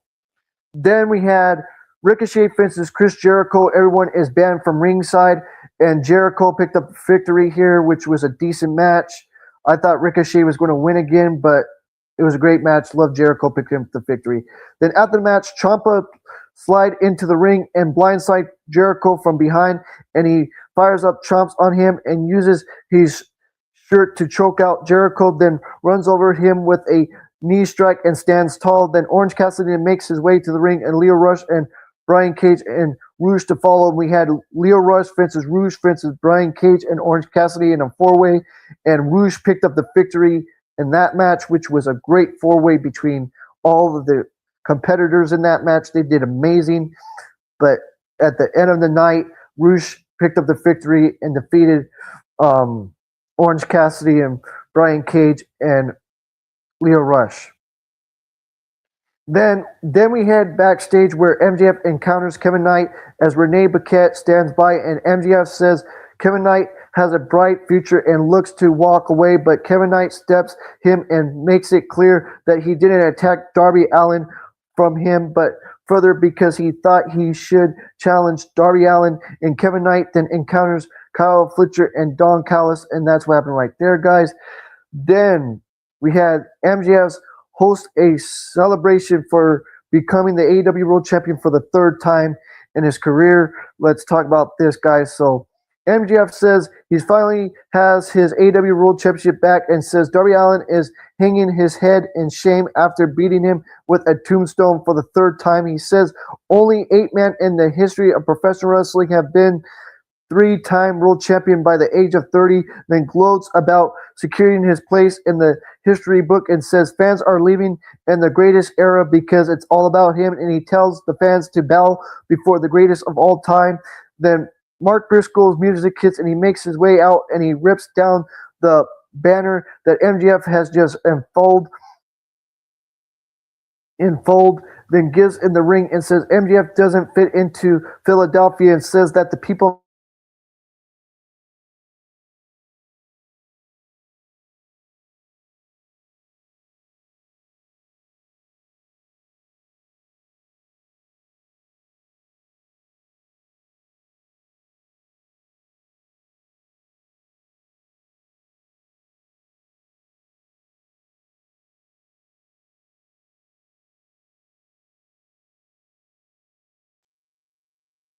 Okay, sorry about that, guys. So then the head workers remind MJF that he has pinned him not too long ago in the ring, and he asks MJF is he a man up, and MJF says he wouldn't, and MJF says he's not asked. He's not. I'll say again. MJF says he's not saying no because Mark Briscoe pulls down his banner, then says there's levels to professional wrestling, and Mark Briscoe is nowhere near the level that he is on, and MJF looks to leave and head up the entrance ramp, but Rouge music hits and he makes his way out and says Mark Briscoe is a chicken farmer, but MJF is a chicken, and he says he almost beat MJF, and he says when you mess with the bull, you get the horns, and he makes it clear that he's coming for the AEW World Championship, and MJF says he is. If anyone has earned an AEW World Championship, it's Rouge because he won current matches and is more markable than Mark Briscoe and offers him a title match the next following week. Then he says the bull is about to lock horns with the devil as Mark Briscoe watches from the ring, confused about what just happened. We then head over to the Jurassic Express bus where Jack Perry put Mark Davis on notice ahead of their 2026 Man Owen Hart Foundation Cup tournament, and Powder's going after the AEW World Championship, and Luchadores drops Jack Perry off at the Rocky Step, and Jack Perry then trains around Philadelphia as Luchadores follows him around in the Jurassic Express bus, and then we had Brody King fences Claudio Castagnoli in the quarter-final match for the 2026 Man Owen Hart Foundation Cup tournament with Brody King and Claudio. And Brody King picked up the victory and defeated Claudio Castagnoli, which was a decent match in my opinion, guys, and all that. Then we hear from Adam Copeland and Christian Cage. Then the live crowd tells Christian Cage and Adam Copeland that they deserve their freshly win AEW World Championship, but Christian Cage tells them to sit down and shut their mouths as he since his business, and Adam Copeland cuts Christian Cage off, and Christian Cage says he knows FTR is sitting at home wondering what he'll say, and he says Cash Wheeler and Dex Harwood are the toughest and the best tag team they ever shared the ring with, then says they brought out the best of Christian Cage and Adam Copeland, and he says FTR are top guys, but just aren't the tippy top. And Adam Copeland says FTR decided to agree to an I Quit match with two men who were told they would never able to wrestle again and retired for a combined 16 years, and says FTR are in the near few, then says for the first time in 25 years, Christian Cage and Adam Copeland will hit a 5-second pose, and Christian Cage says he's not doing that, but Adam Copeland gets the crowd hype up, and Christian Cage responds by saying they do not have flash camera photography anymore, and Adam Copeland pulls a bag from under the ring and says he went to a store 20 years ago to buy a whole bag of cameras, and he hands them out to the fans around the ringside area, and Christian Cage and Adam Copeland look to hit their 5-second pose, but the dogs attack the two men, and Connor steps on Christian Cage hand on the ring steps, and Denton Finley uses his shillelagh to hit Christian Cage's hand with, and Connor then lands a double stomp off the ring apron on Cage's hand, whizzing under the ring steps before Finley hits Gage with his shillelagh and uses it to cinch a crossface on the layout of Copeland, and Connor connects with a spear on Copeland, and Finley grabs the ring set and photographer and sinisters him to use one of the Propsley's cameras to take a picture of himself and Connor standing over Adam Copeland and Christian Cage. Then we had Anna Jay and Ty Mello taking on Ali Crouch. Ali Catch. Anna Jay and Ty Mello took on Ali Catch and Ivy. Ev Everett. And this match was Ev Everett is great though for the work that she has done in the independents. Those two women that lost to Anna Jay and Ty Mello in this match, they are great. Ali Catch and Eve Everett, Eva Everett, and Ali Catch. They're great. I'm telling you, if you give them the time and the effort to have a long match, it'll be great to watch, in my opinion. That's just my opinion. Some of you don't know that because you just watch, WWE. Then Jack Perry then makes his way to the ring, and Mark Davis falls, and Don Callis takes a sit at the commentary desk, and then we had Jack Perry fences Mark Davis with Don Callis and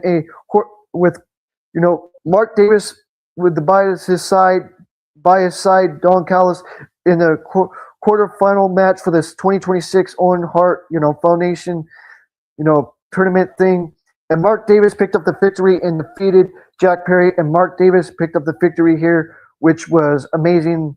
And both guys did great stuff in that match. But by the end of the night, Mark Davis picked up the victory in that one. Then Kyle Fletcher answers what he did to Testa, what he did to Testa at Double or Nothing. So Don Callis and Mark Davis are in the ring, where Kyle Fletcher and Rocky Romero come to the ring, and Don Callis claims Testa was never. I'll say it again. Don Callis claims that Testa was never chosen one, and Kyle Fletcher and Don Callis hug, and Kyle Fletcher asked Kyle, "Could you come back in record time?" And he answered that he is essentially as of today, he is 100% clear to wrestle, and he calls to Testa dead weight, and he wanted to cut him off of the Don Callis family, which fueled him to come back faster, and he claims to Testa never cared for him, and Kyle Fletcher says he wanted Pro Testa to run the role together, and he called Testa a selfish prick. Then Testa calls out and was assisted by the constellation, and they come down to the ring, and Don Callis family floods. Don Callis family floods, and Testa says he has got his title back, and says, "Kyle Fletcher, I want you." Then Will Ospreay makes his way to the ring, and Pac and Moxley is sent by Maria Shafir, and the Rascals follow. Then we had this match. This match right here with Kyle O'Reilly and Jon Moxley and Pac versus the Rascals. This was great. I'm telling you. I'm telling you guys. Just telling you. This match right here, this trios match right here with the Rascals taking on Will Ospreay and Jon Moxley and Pac, which was amazing. The whole going out of the ring and all of that stuff, and the suicide dives and the grapple and the chain wrestling in here and all that, which was great. Just great wrestling in my opinion. And Jon Moxley and Pac and Will Ospreay picked up the win and defeated the Rascals, and that's what happened. And they picked up the victory. Moxley and Pac and Ospreay picked up the victory. Then we had Ace Austin versus Andrade Elo, which was a decent match. Decent, I'm telling you, good stuff. Ace Austin did some good stuff, hitting offense and stuff right there. Really good stuff. Offense from Ace Austin, back and forth, really good hitting from both guys. And Andrade Elo picked up the victory here. And that's what happened right there. And Andrade Elo picked up the victory and defeated Ace Austin. Then we had this match, which was the main event. Chris Statlander defeated Shida, and Shida and Chris Statlander in this match in the lights out Philly street fight. Great stuff with the bicycle from Shida. The weapons in this match was amazing, back and forth, really good stuff, really good weapons and stuff in this match between both women. And Chris Statlander picked up the victory, and that's what happened right there, guys. And I gave this episode a 10 out of 10. This episode was a 10 out of 10. A 10 out of 10, I'm telling you. A 10 out of 10 for me. I loved everything about that episode, except, that one match with Tymella and Jay, but still I gave it a 10 out of 10. It was just amazing. Which we're going to talk about Dynamite, what happened that night with the 3-hour episode of the Go Home show. But yeah, guys, to Double or Nothing. Oh, man, I'm telling you. Good stuff, good stuff.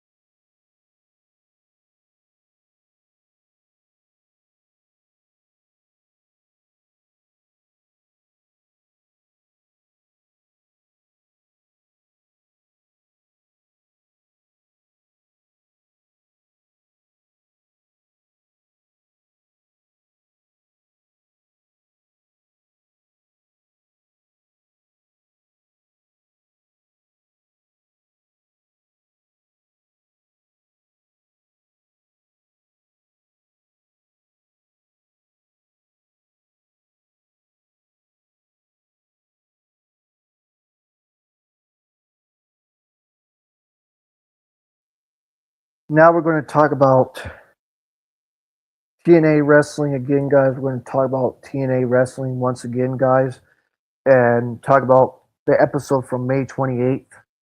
So let's talk about May 28th episode. So yes, guys. So we had the Championship Challenge, Mike Santana, Mustafa Ali, and the TNA Tag Champions Brian Myers and Bear Branson facing Leon Slater and Eric Young and Casey Navarro and Elijah and Frankie Kazarian, which this was a great opener, I'm telling you, great opener. Back and forth, really hard hitting, really good stuff, really good action. By the end of the night, Casey Navarro defeated Mustafa Ali and Mike Santana and Mustafa Ali and Cedric Alexander and Miles Bourne and Bear Branson and Leon Slater and Eric Young and Casey Navarro and Elijah and Frankie Kazarian and Casey Navarro picked up the victory in that match. And that's what happened. Then Jiss Miller is backstage with NXT Stacks, Lorenzo Stacks and Ariana Grace ahead of his match of the night against the Authority Director of Authority Santino Marella, and Stacks is ready to take on Santino Marella and stuff like that. That's what happened right there. And then on August 23rd, we're getting Lockdown, TNA Lockdown, the return of Lockdown. That's going to be amazing for TNA, in my opinion. Then we had Tessa Blanchard versus Harley Hinson, and they had a decent match, in my opinion. A lot of people didn't like it, but I thought it was decent, even though Tessa Blanchard picked up the victory, which was a great match, and Tessa picked up the victory here, and that's what happened right there. And that's my thoughts on that, guys. I thought it was a decent match. I know I'm going to get a lot of hate, but I don't care. But it was a good match, in my opinion. Then we had the TNA injury report over the head, body, and all that stuff, with Steve Maclin refusing the medical after his TNA World Championship match, and has since is left unknown. And then, he's gone. He's no longer in TNA, guys. Steve Maclin left TNA or got released, left.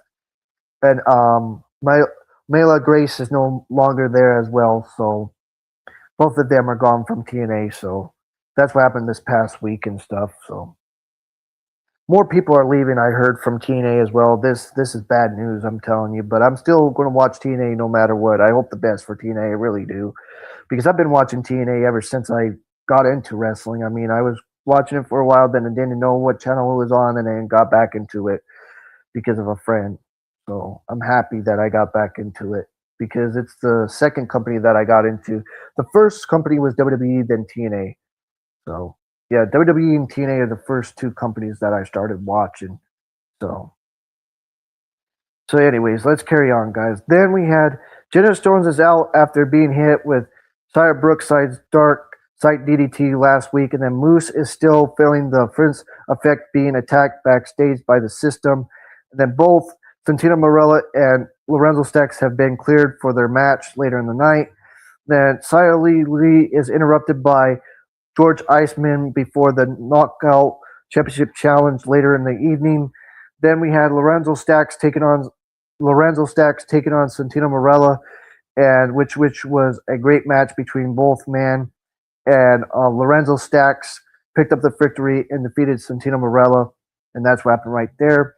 Then Ariana Grace gets in the face of her dad, Santino, after the match, and Lorenzo Stacks attacks him, and Indy Hartwell rushes to the ring and protects Director of Authority, Santino Marella, and she challenged Ariana Grace and Lorenzo Stacks to a match against herself and Santino Marella, and the Director of Operations, Dora Ray, interrupts, and she wouldn't allow the match to happen tonight, but next week Lorenzo Stacks and Ariana Grace will face off against Director of Authority Santino Marella and Indy Hartwell, which we talked real quick results of that.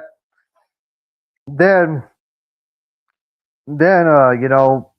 Slammiversary, guys. Slammiversary is going to be on the same day as Forbidden Door and Great American Bash on the 28th. So then we had Eddie Edwards taking on Giovanni Vince, which this was a good match with Giovanni Vince and Eddie Edwards. Great match. Both men tore it down, but it ended by a disqualification. That's the only disagreement I had on this, was the disqualification. But both of them were going really well to it ended by disqualification, and Giovanni Vince won by disqualification and defeated Eddie Edwards, and that's what happened. And Giovanni Vinci picked up the victory, and that's what happened. Then the system continues their attack on Giovanni Vince, and TNA Division champion. Cedric Alexander drops Giovanni Vince with a LeBar check.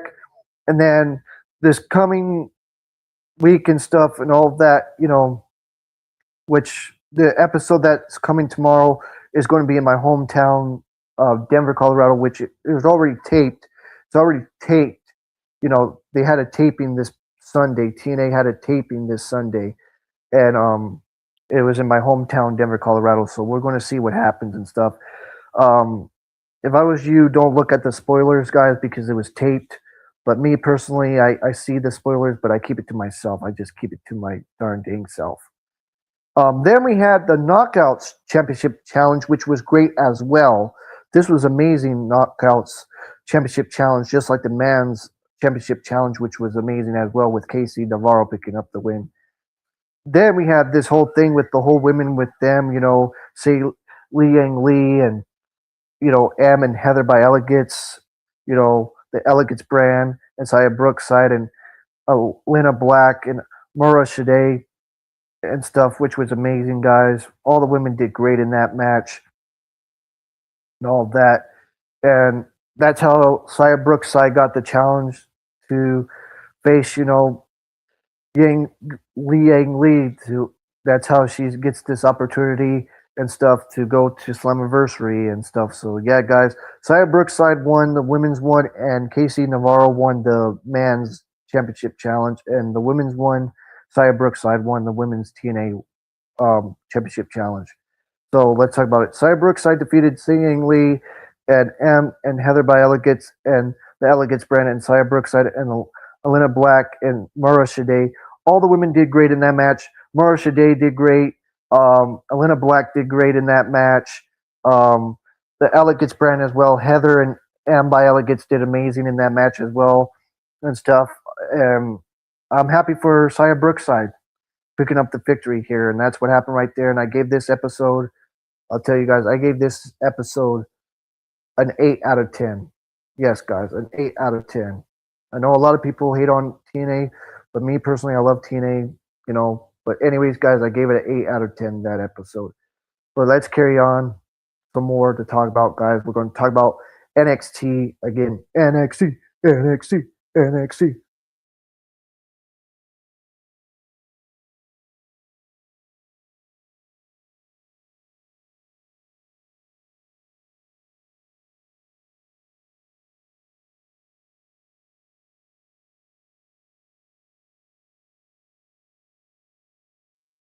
So yeah, guys. So we're going to talk about NXT from episode May 26th. So let's talk about this one, guys. So Kalani Jordan faced Wen Sinclair with Kendall Gray, and Kalani Jordan picked up the victory and defeated Wen Sinclair, which was a decent match to open the show. Then we hear from Dark State, and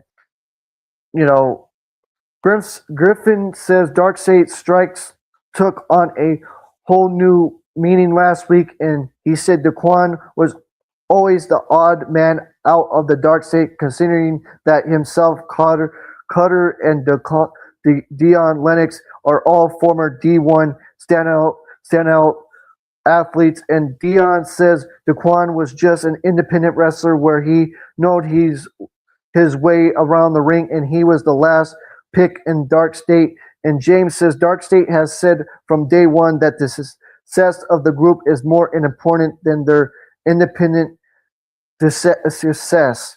But Daquan became defensively. He said Daquan ran into every situation blind with no guard for consequences, and last week was the last straw. And that Dion Lennox says he was essentially shocked to see Griffin and James attack Daquan, but he knew the play when he saw them attacked.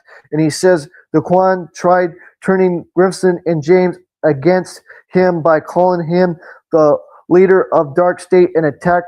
And once again, guys, and James against him by calling him the leader of Dark State and acting better than he is.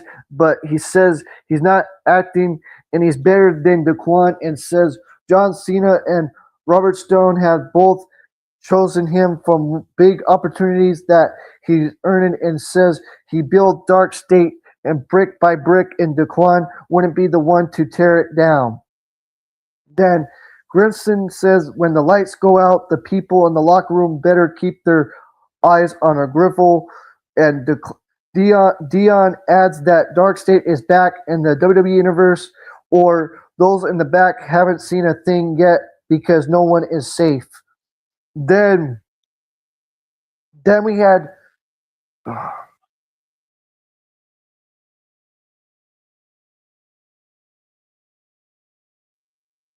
Hold on, guys. I'll be back. I'll be back, guys. I'll be back.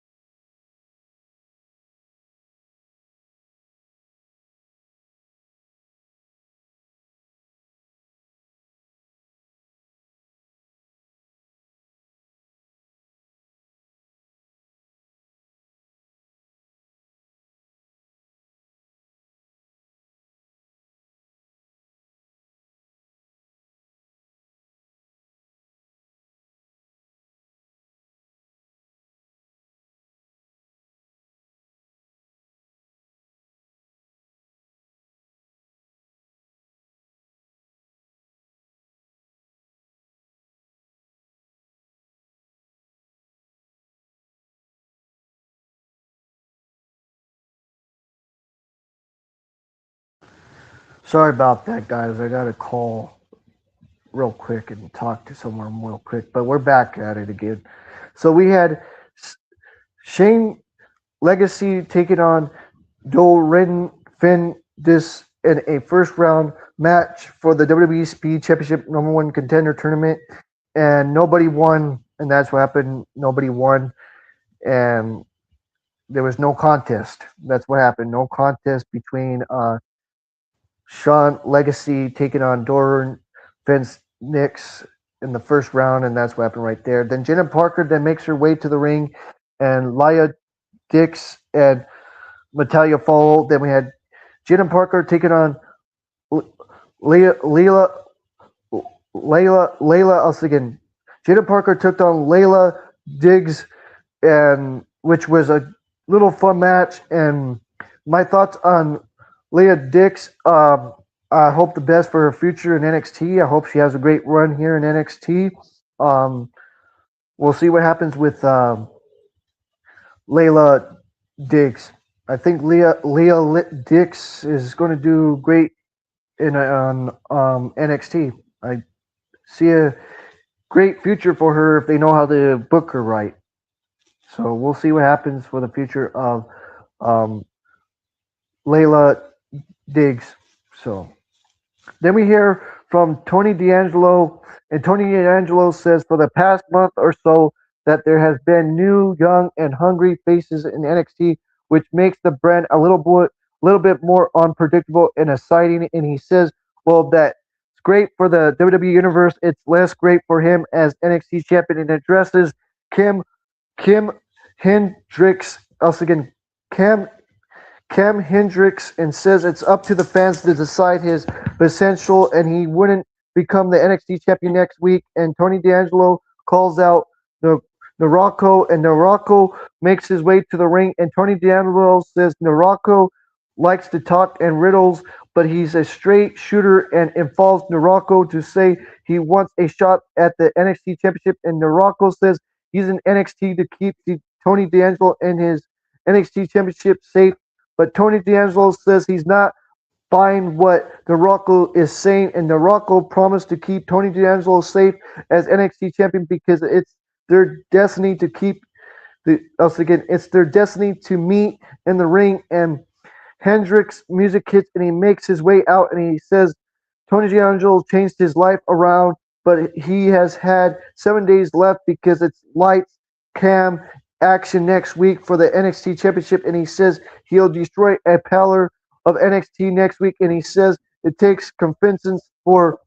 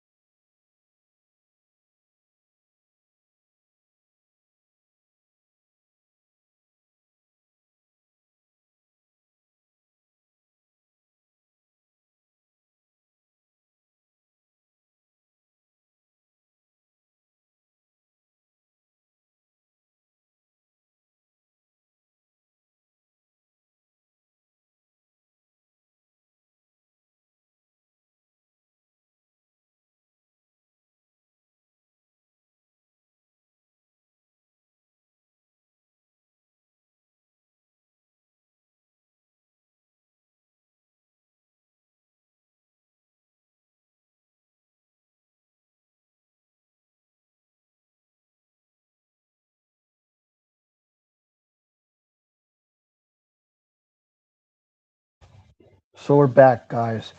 So Narako, I think this is where I was at. Narako says he's in NXT to keep Tony D'Angelo and his NXT championship safe, but Tony D'Angelo says he's not buying what Narako is saying. Narako promised to keep Tony D'Angelo to save as NXT champion because their destiny is to meet in the ring.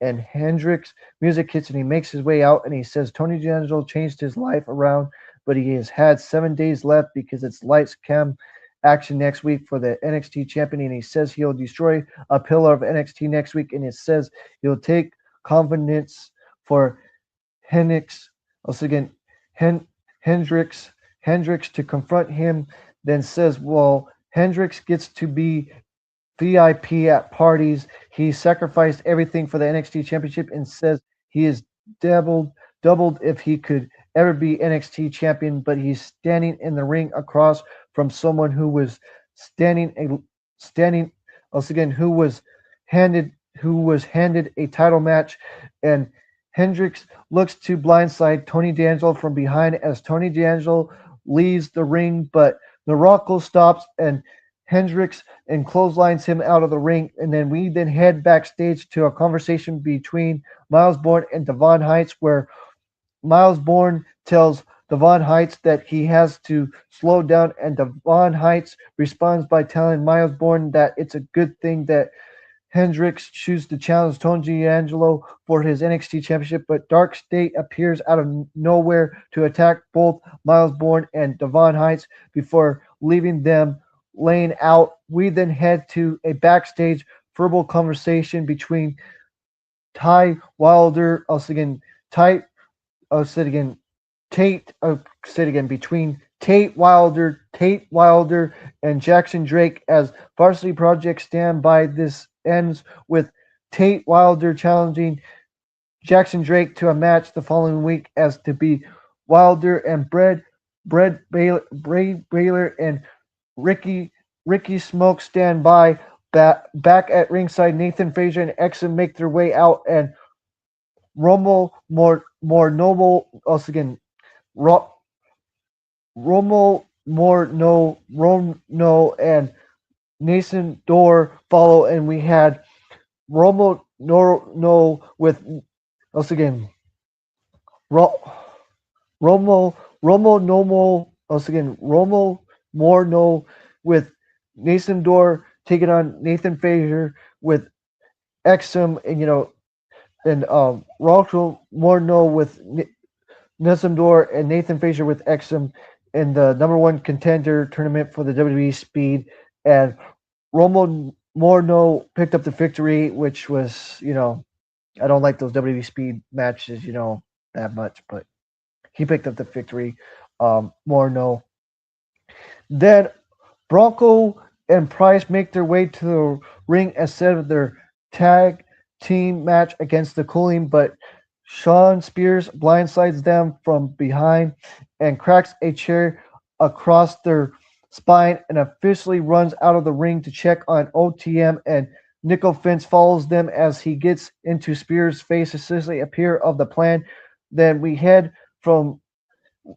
backstage where Shallow Hill runs into Saria and tries getting her into sign his petition to becoming Mr. NXT, and Saria declines to do so and notes that she's looking for Tatum Paisley, but Lindsay Rain attacks her and the two women begin to brawl, and that's what happened right there.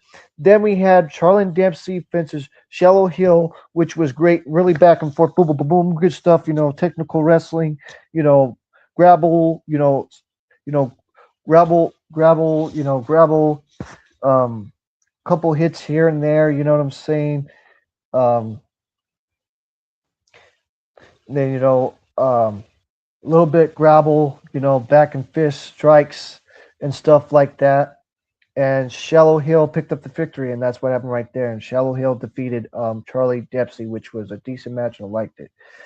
Then we had after the match, Hill continues to passion to be NXT Mr. NXT, and Christian Angel makes his way out once again, presents to Hill's pageant for being Mr. NXT, then says Hill couldn't hack in his since informed Hill. Then Robert Stone has agreed to hold a Mr. NXT passion in 2 weeks, and Hill responds by saying that he couldn't wait to embarrass Angels. Then we head backstage where Easy Dame chooses Sean Spears out for attacking OTM. I'll say it again.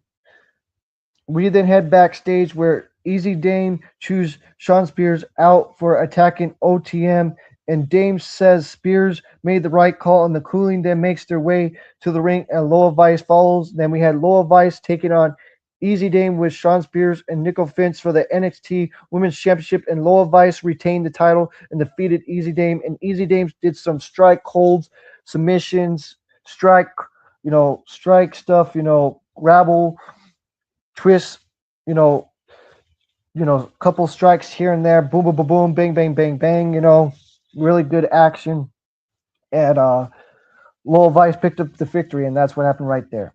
And then moments before the show went off the air, Dark State appears out of the performance center and says after they defeated Miles Bourne and Devon Heights next Tuesday, they're coming for the gold, and which we talked about quick results with that.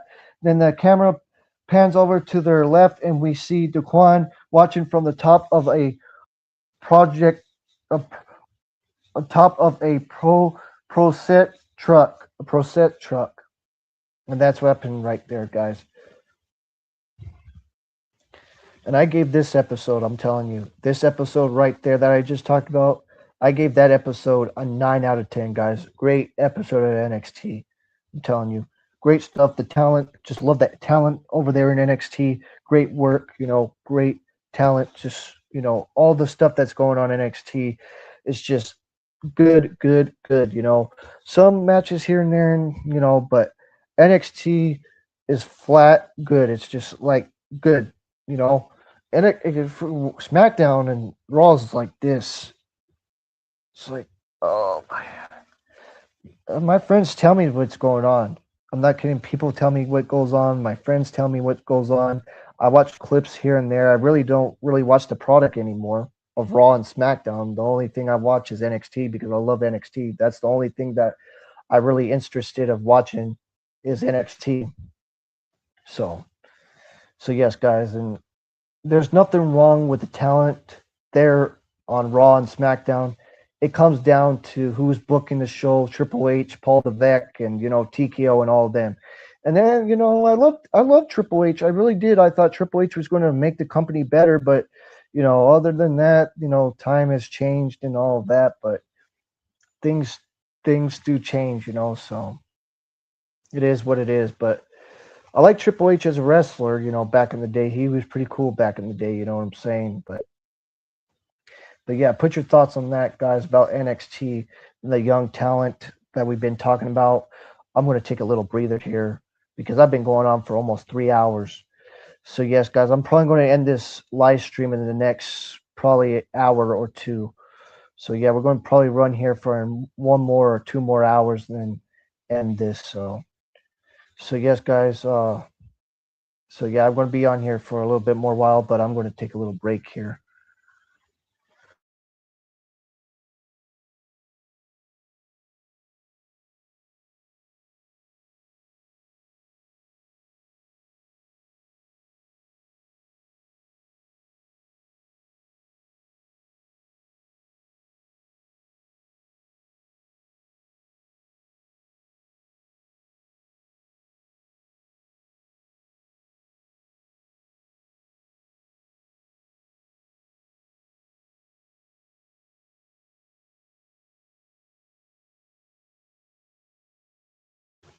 When we come back, guys, to chat, which, auto, we're going to talk about AW Double or Nothing, which what I thought was a great pay-per-view. I'm telling you, a great pay-per-view. Loved it. Just loved the whole atmosphere of New York City with Double or Nothing. So we'll talk about that next.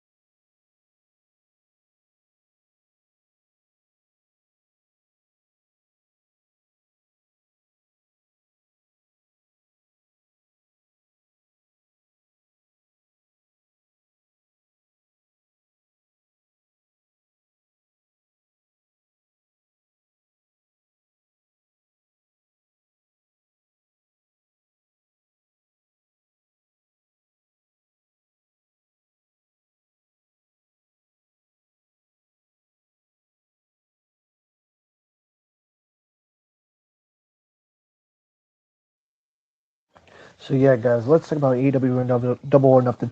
This was a great show. Thank you, Tony Khan. Thank you for all the people that worked there. I'm gonna say it. Just gonna say it. I don't care. I'm not gonna delete this video. So just being hyper. But anyways, we had the Divine Dominions taking on Fia Van and Jenna Stills, which was a fine match. Um, Jenna Stills and the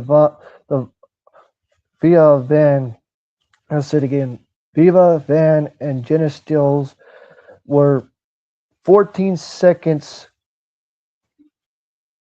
They had 14 seconds on the clock. That's how much they had left to get an opportunity to face the Divine Dominions for the tag team titles. We would all know the outcome would probably be the same, the Divine Dominions retaining, you know.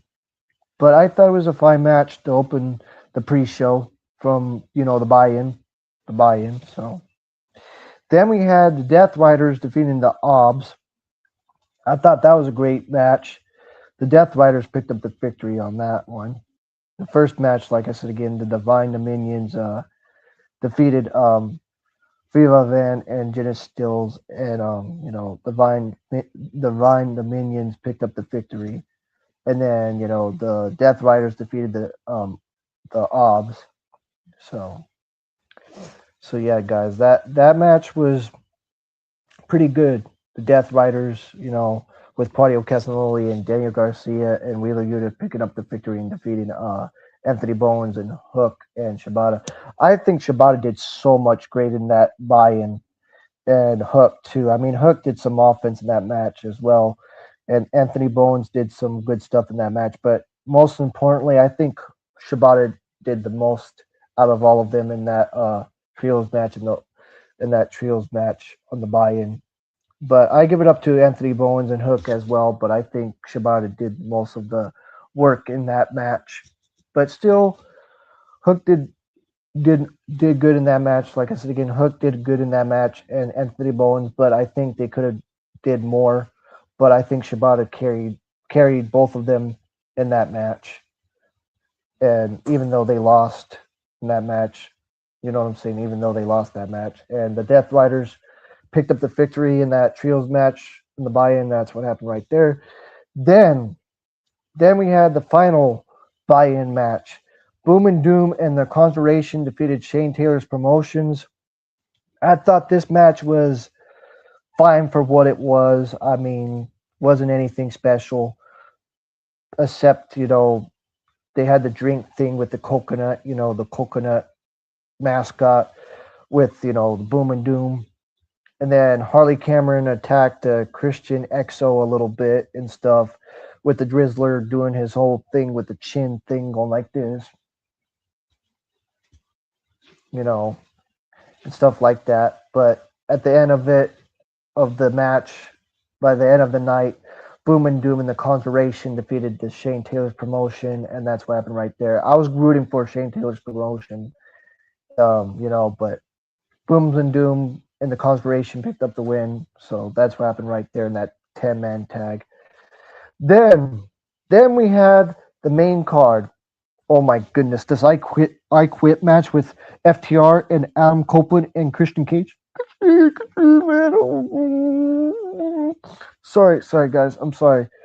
Just having a freaking hyper moment. But the whole chair shots, the whole freaking bricks that they had in that match, with the bricks, the freaking chains, the whole freaking going back and forth for a while. The table spot with Stokely Hathaway and Cash Wheeler and stuff, which was cool. With the table spot, that was pretty cool as well. The other thing too that was pretty good in this match, which was pretty funny, was with FDR saying, "I'm not going to quit. Hold on," and then they attack freaking Adam Copeland and Christian, and then back and forth for a little bit more and stuff, and all that great stuff in that match and spots as well. Then Beth Phoenix came out there. Adam Copeland's wife came out, Beth. And Beth came out there and attacked Stokely Hathaway and stuff, and then she I believe she hit Cash Wheeler in the testicles, which was funny and stuff.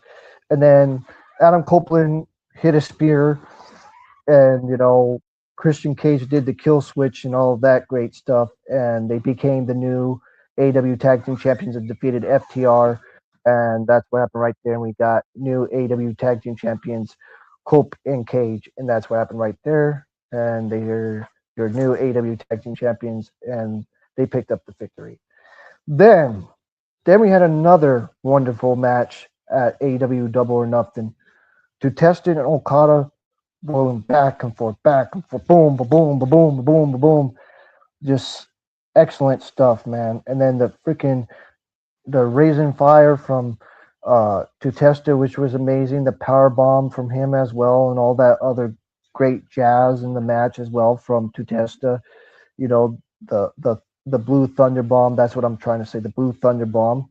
That was amazing from Tutesta and stuff, back and forth. And then, Okada trying to do his Rainmaker, and then the Rainmaker on the apron, which was pretty good as well.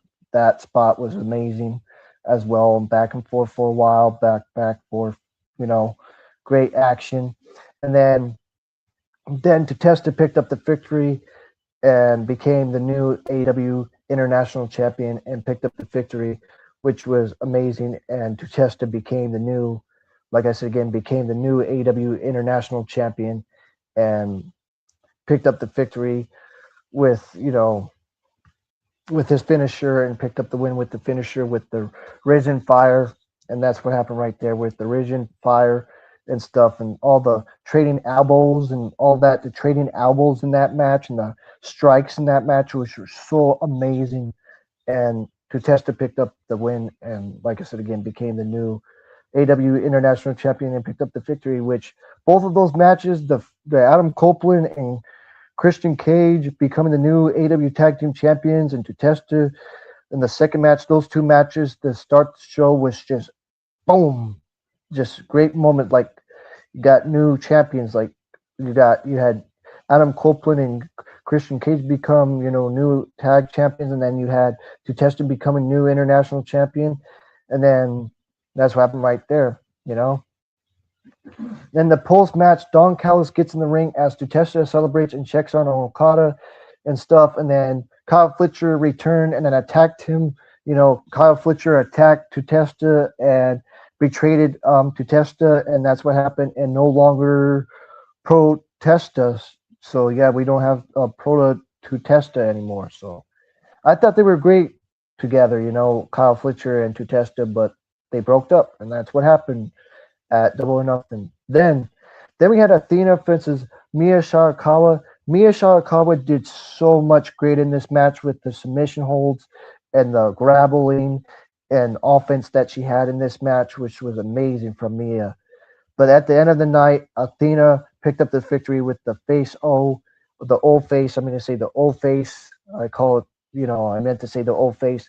She picked up the victory with the old face, and Athena defeated Mia Shirakawa in the first round of the Owen Hart Foundation tournament, and Athena picked up the win and picked up the victory and defeated Mia, and that's what happened right there. Then we had Jon Moxley versus Kyle O'Reilly for the AW Continental Championship, no time limit match, back and forth, just hard hitting, boom, boom, boom, boom, submission holds. The submission holds just amazing, just freaking amazing with Moxley and Kyle O'Reilly, just great stuff. Sorry, acting crazy, but just amazing. Great submission holds, kick strikes from Kyle O'Reilly, great punch strikes from Kyle O'Reilly as well in that match. Just great stuff. And by the end of the night, Jon Moxley won with the ankle lock submission and retained the AW Continental title. Then the post match, Jon Moxley and Kyle O'Reilly shared some words, and Kyle O'Reilly shook the champion's hand, and that's what happened. Then this whole firework crazy spot, the whole thing with the fireworks and all of that, with the Samoa Joe coming out and all of that, and Will Ospreay and all of that stuff, which was amazing. That high flying move from Will Ospreay, that was amazing, with Will Ospreay going up top and doing that high flying hiding blade from the freaking part where Samoa Joe's flames were coming out of the entrance. That was amazing. That was freaking amazing and stuff. And then back and forth, Samoa Joe's hit strikes and stuff from him were great as well, and Will Ospreay as well. Great performers from both guys. But at the end of the night, Will Ospreay picked up the victory and won with the Highland Blade. Then we had Bandito versus Swerve Strickland in the Owen Hart tournament as well, just like the Samoa Joe and Will Ospreay was a part of the Owen Hart Foundation tournament as well. And Swerve Strickland picked up the win with the house call, and that's what happened right there with the house call. And he picked up the win and defeated Bandito, which Bandito did so amazing flies and suicide dives and stuff and strikes and stuff. Tried to do the 21 plex, but couldn't get it and stuff. But at the end of the night, Swerve picked up the victory, and that's what happened right there.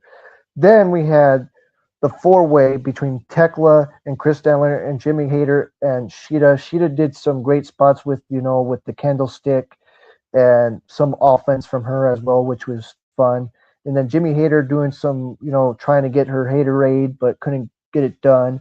And Chris Statlander trying to do her Saturday Night Fear, but couldn't get it done and stuff. And then Tekla picked up the win with the Kerm Stomp, and that's how she won with the running knee. But, I call it the Kerm Stomp.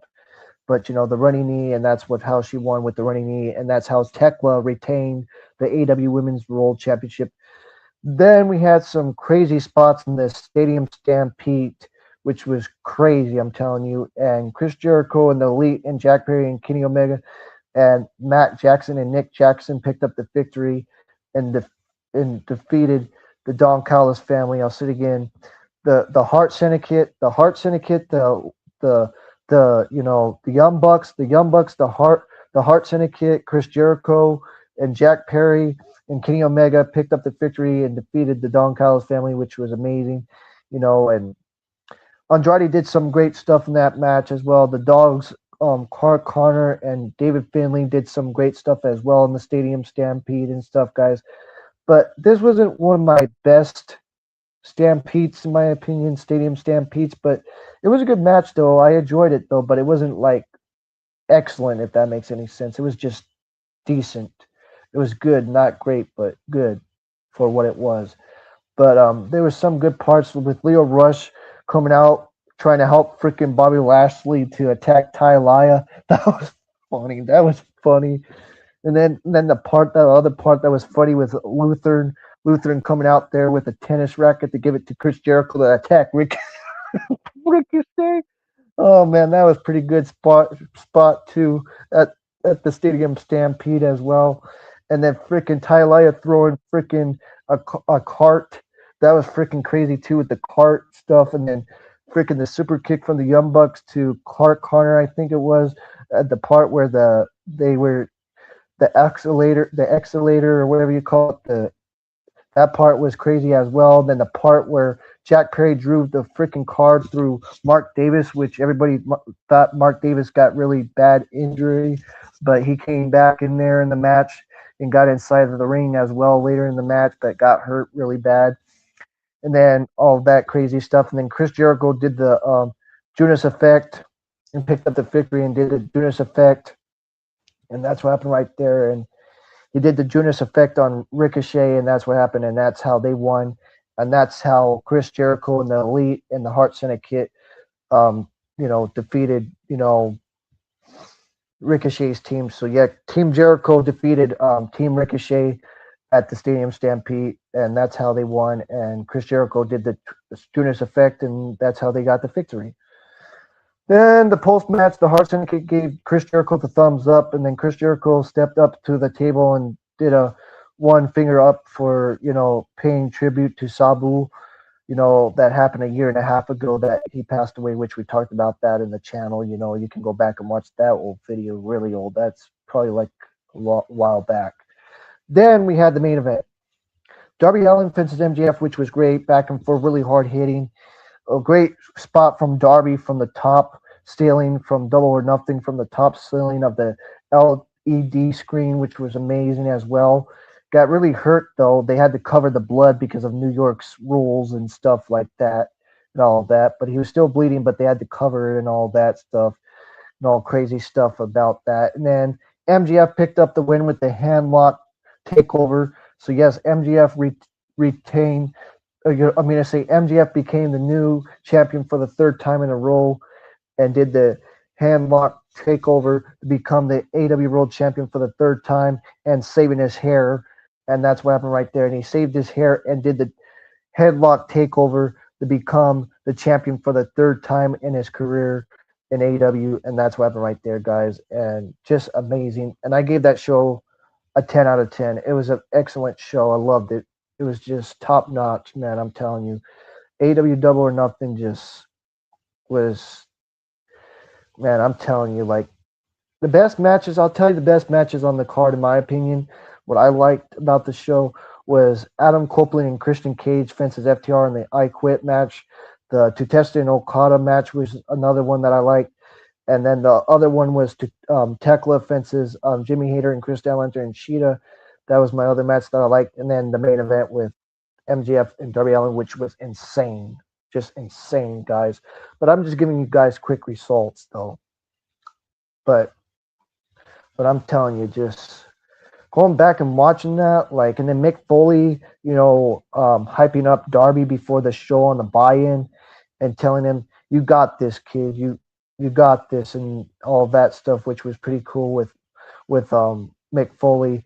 And he said, you got a bright future in you, kid." He said, "You got a bright future in you, kid," and all that great stuff. I loved it. That was pretty awesome with Mick Foley and all of that. And I thought it was a great buy-in between Renee Paquette and Mick Foley running down the card and stuff, which was amazing as well. Them talking a little bit, but not as much. Like as WWE, they probably would have had the whole show with them talking for the whole hour. So like it was really like they would only talk like for like probably 20 minutes or 25 minutes. But that's really what happened there. So yes, guys, I gave that AEW Double or Nothing a 10 out of 10. But back again, we're going to be off camera and be an auto again. So yes, love as always and peace and love. So yes, guys, I'm going to take a little break here again.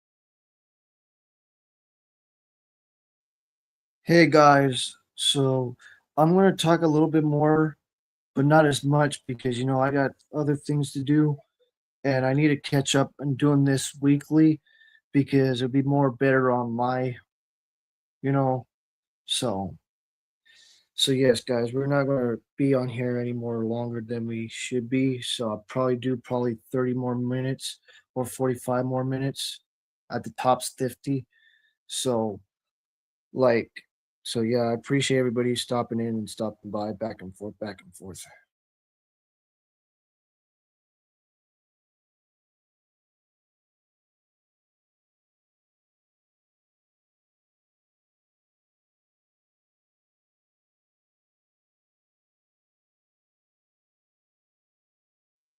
So let's talk about what happened back in April, guys, at that CMLL Superfest. So we had Carmelo and Perquito Sakari defeating Camrose and Tenrus by defeating them by springboard splash pinfall. Then we had the CMLL World Women's Championship. Pierre Stephanie defeating Tessa Blanchard with the Crucifix Bomb, which was an amazing match with Tessa Blanchard and Pierre Stephanie. Just amazing. Those two women. Great. And then we had Blue Panther defeating Ultimate Guerrero with the Spanish Fly by pinfall. Then we had a trios match with Barbraza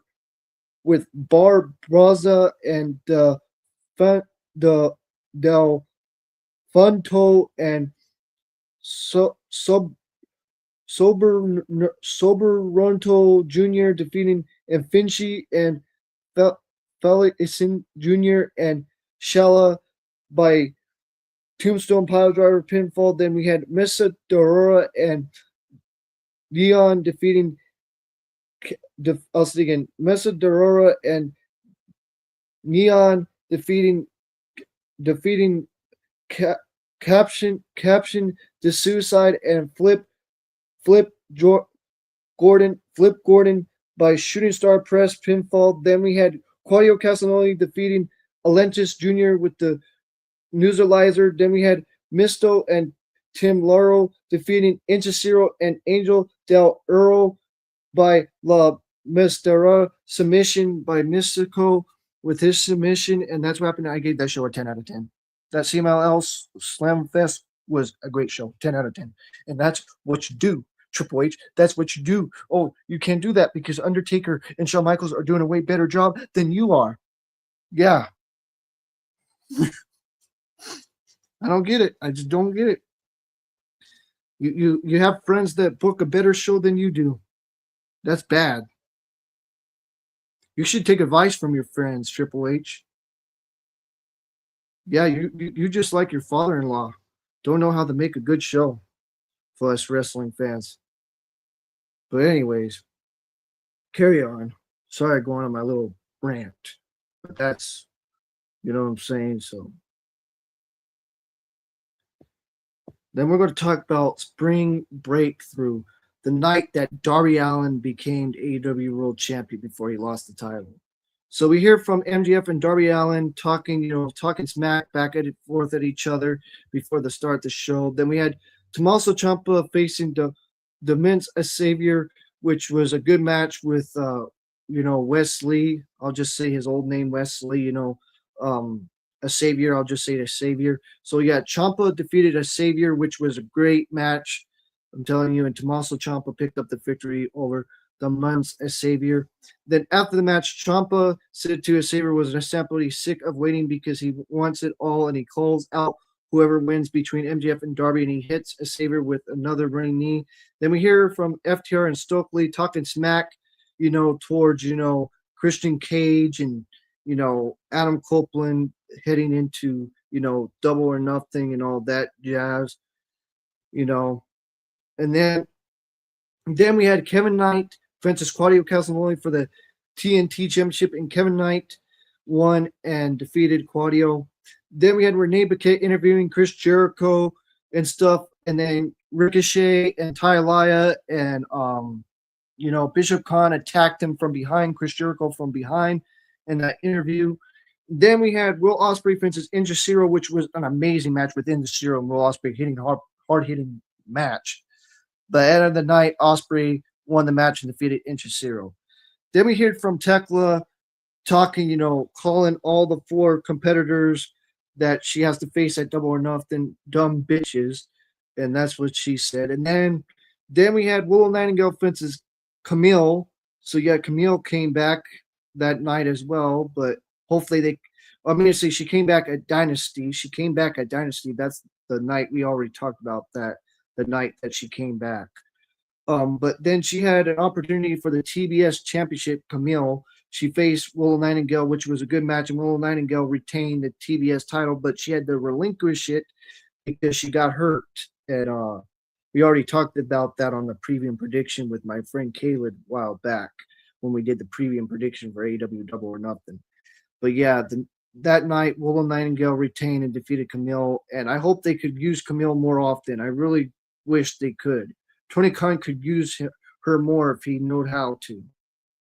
And then we had the match with MJF and Darby Allin. And then Darby Allin did the coffin drop and became the new AEW World Champion and defeated MJF, which was crazy, and defeated him over 3 minutes with the headlock and won with the headlock, which that's great booking with that whole thing with Tony Khan with the MJF and Darby Allin. That was the great thing. They booked that and did it over again and did the whole story from their headlock takeover thing, which was amazing. Just amazing. I'm telling you, just amazing artwork there.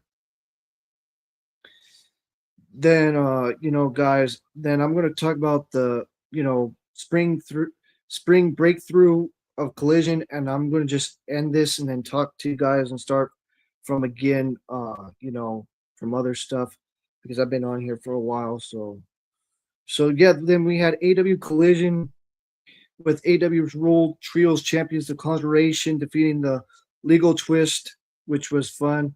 Then we had Shida and Chris Enter defeating Big Indy and Dan Cus Della Rushi. That match was Then we had John Moxley defeating Nick Wayne, which was a decent match. Then we had Pac defeating Leo Rush, which was fun. Then we had Brody King and Mr. Aurora defeating Casey Murph and Racing Gridson and Mr. Aurora. That match, and then Tekla defeated Alex Winters, and that was a great match with Alex Winters and Tekla going back and forth in that main event, and Tekla picked up the victory.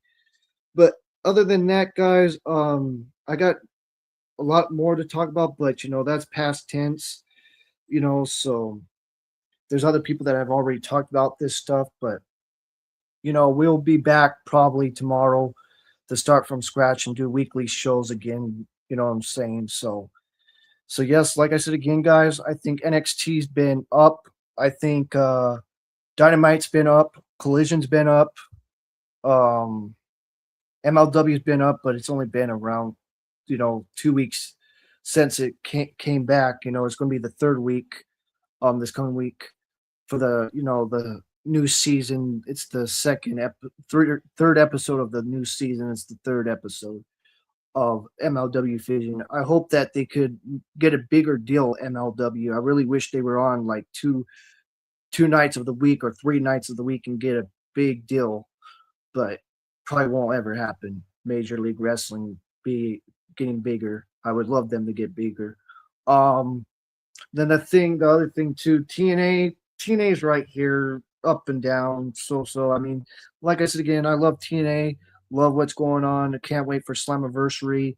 Can't wait for that Xia Li versus Brookside match, and then the whole, that eliminate Ultimate X ladder match, and then another ladder match that we're getting as well, and then the whole thing with the TNA World Championship with Mike Santana taking on Eric Young or Nick Nemeth. Can't wait for that either.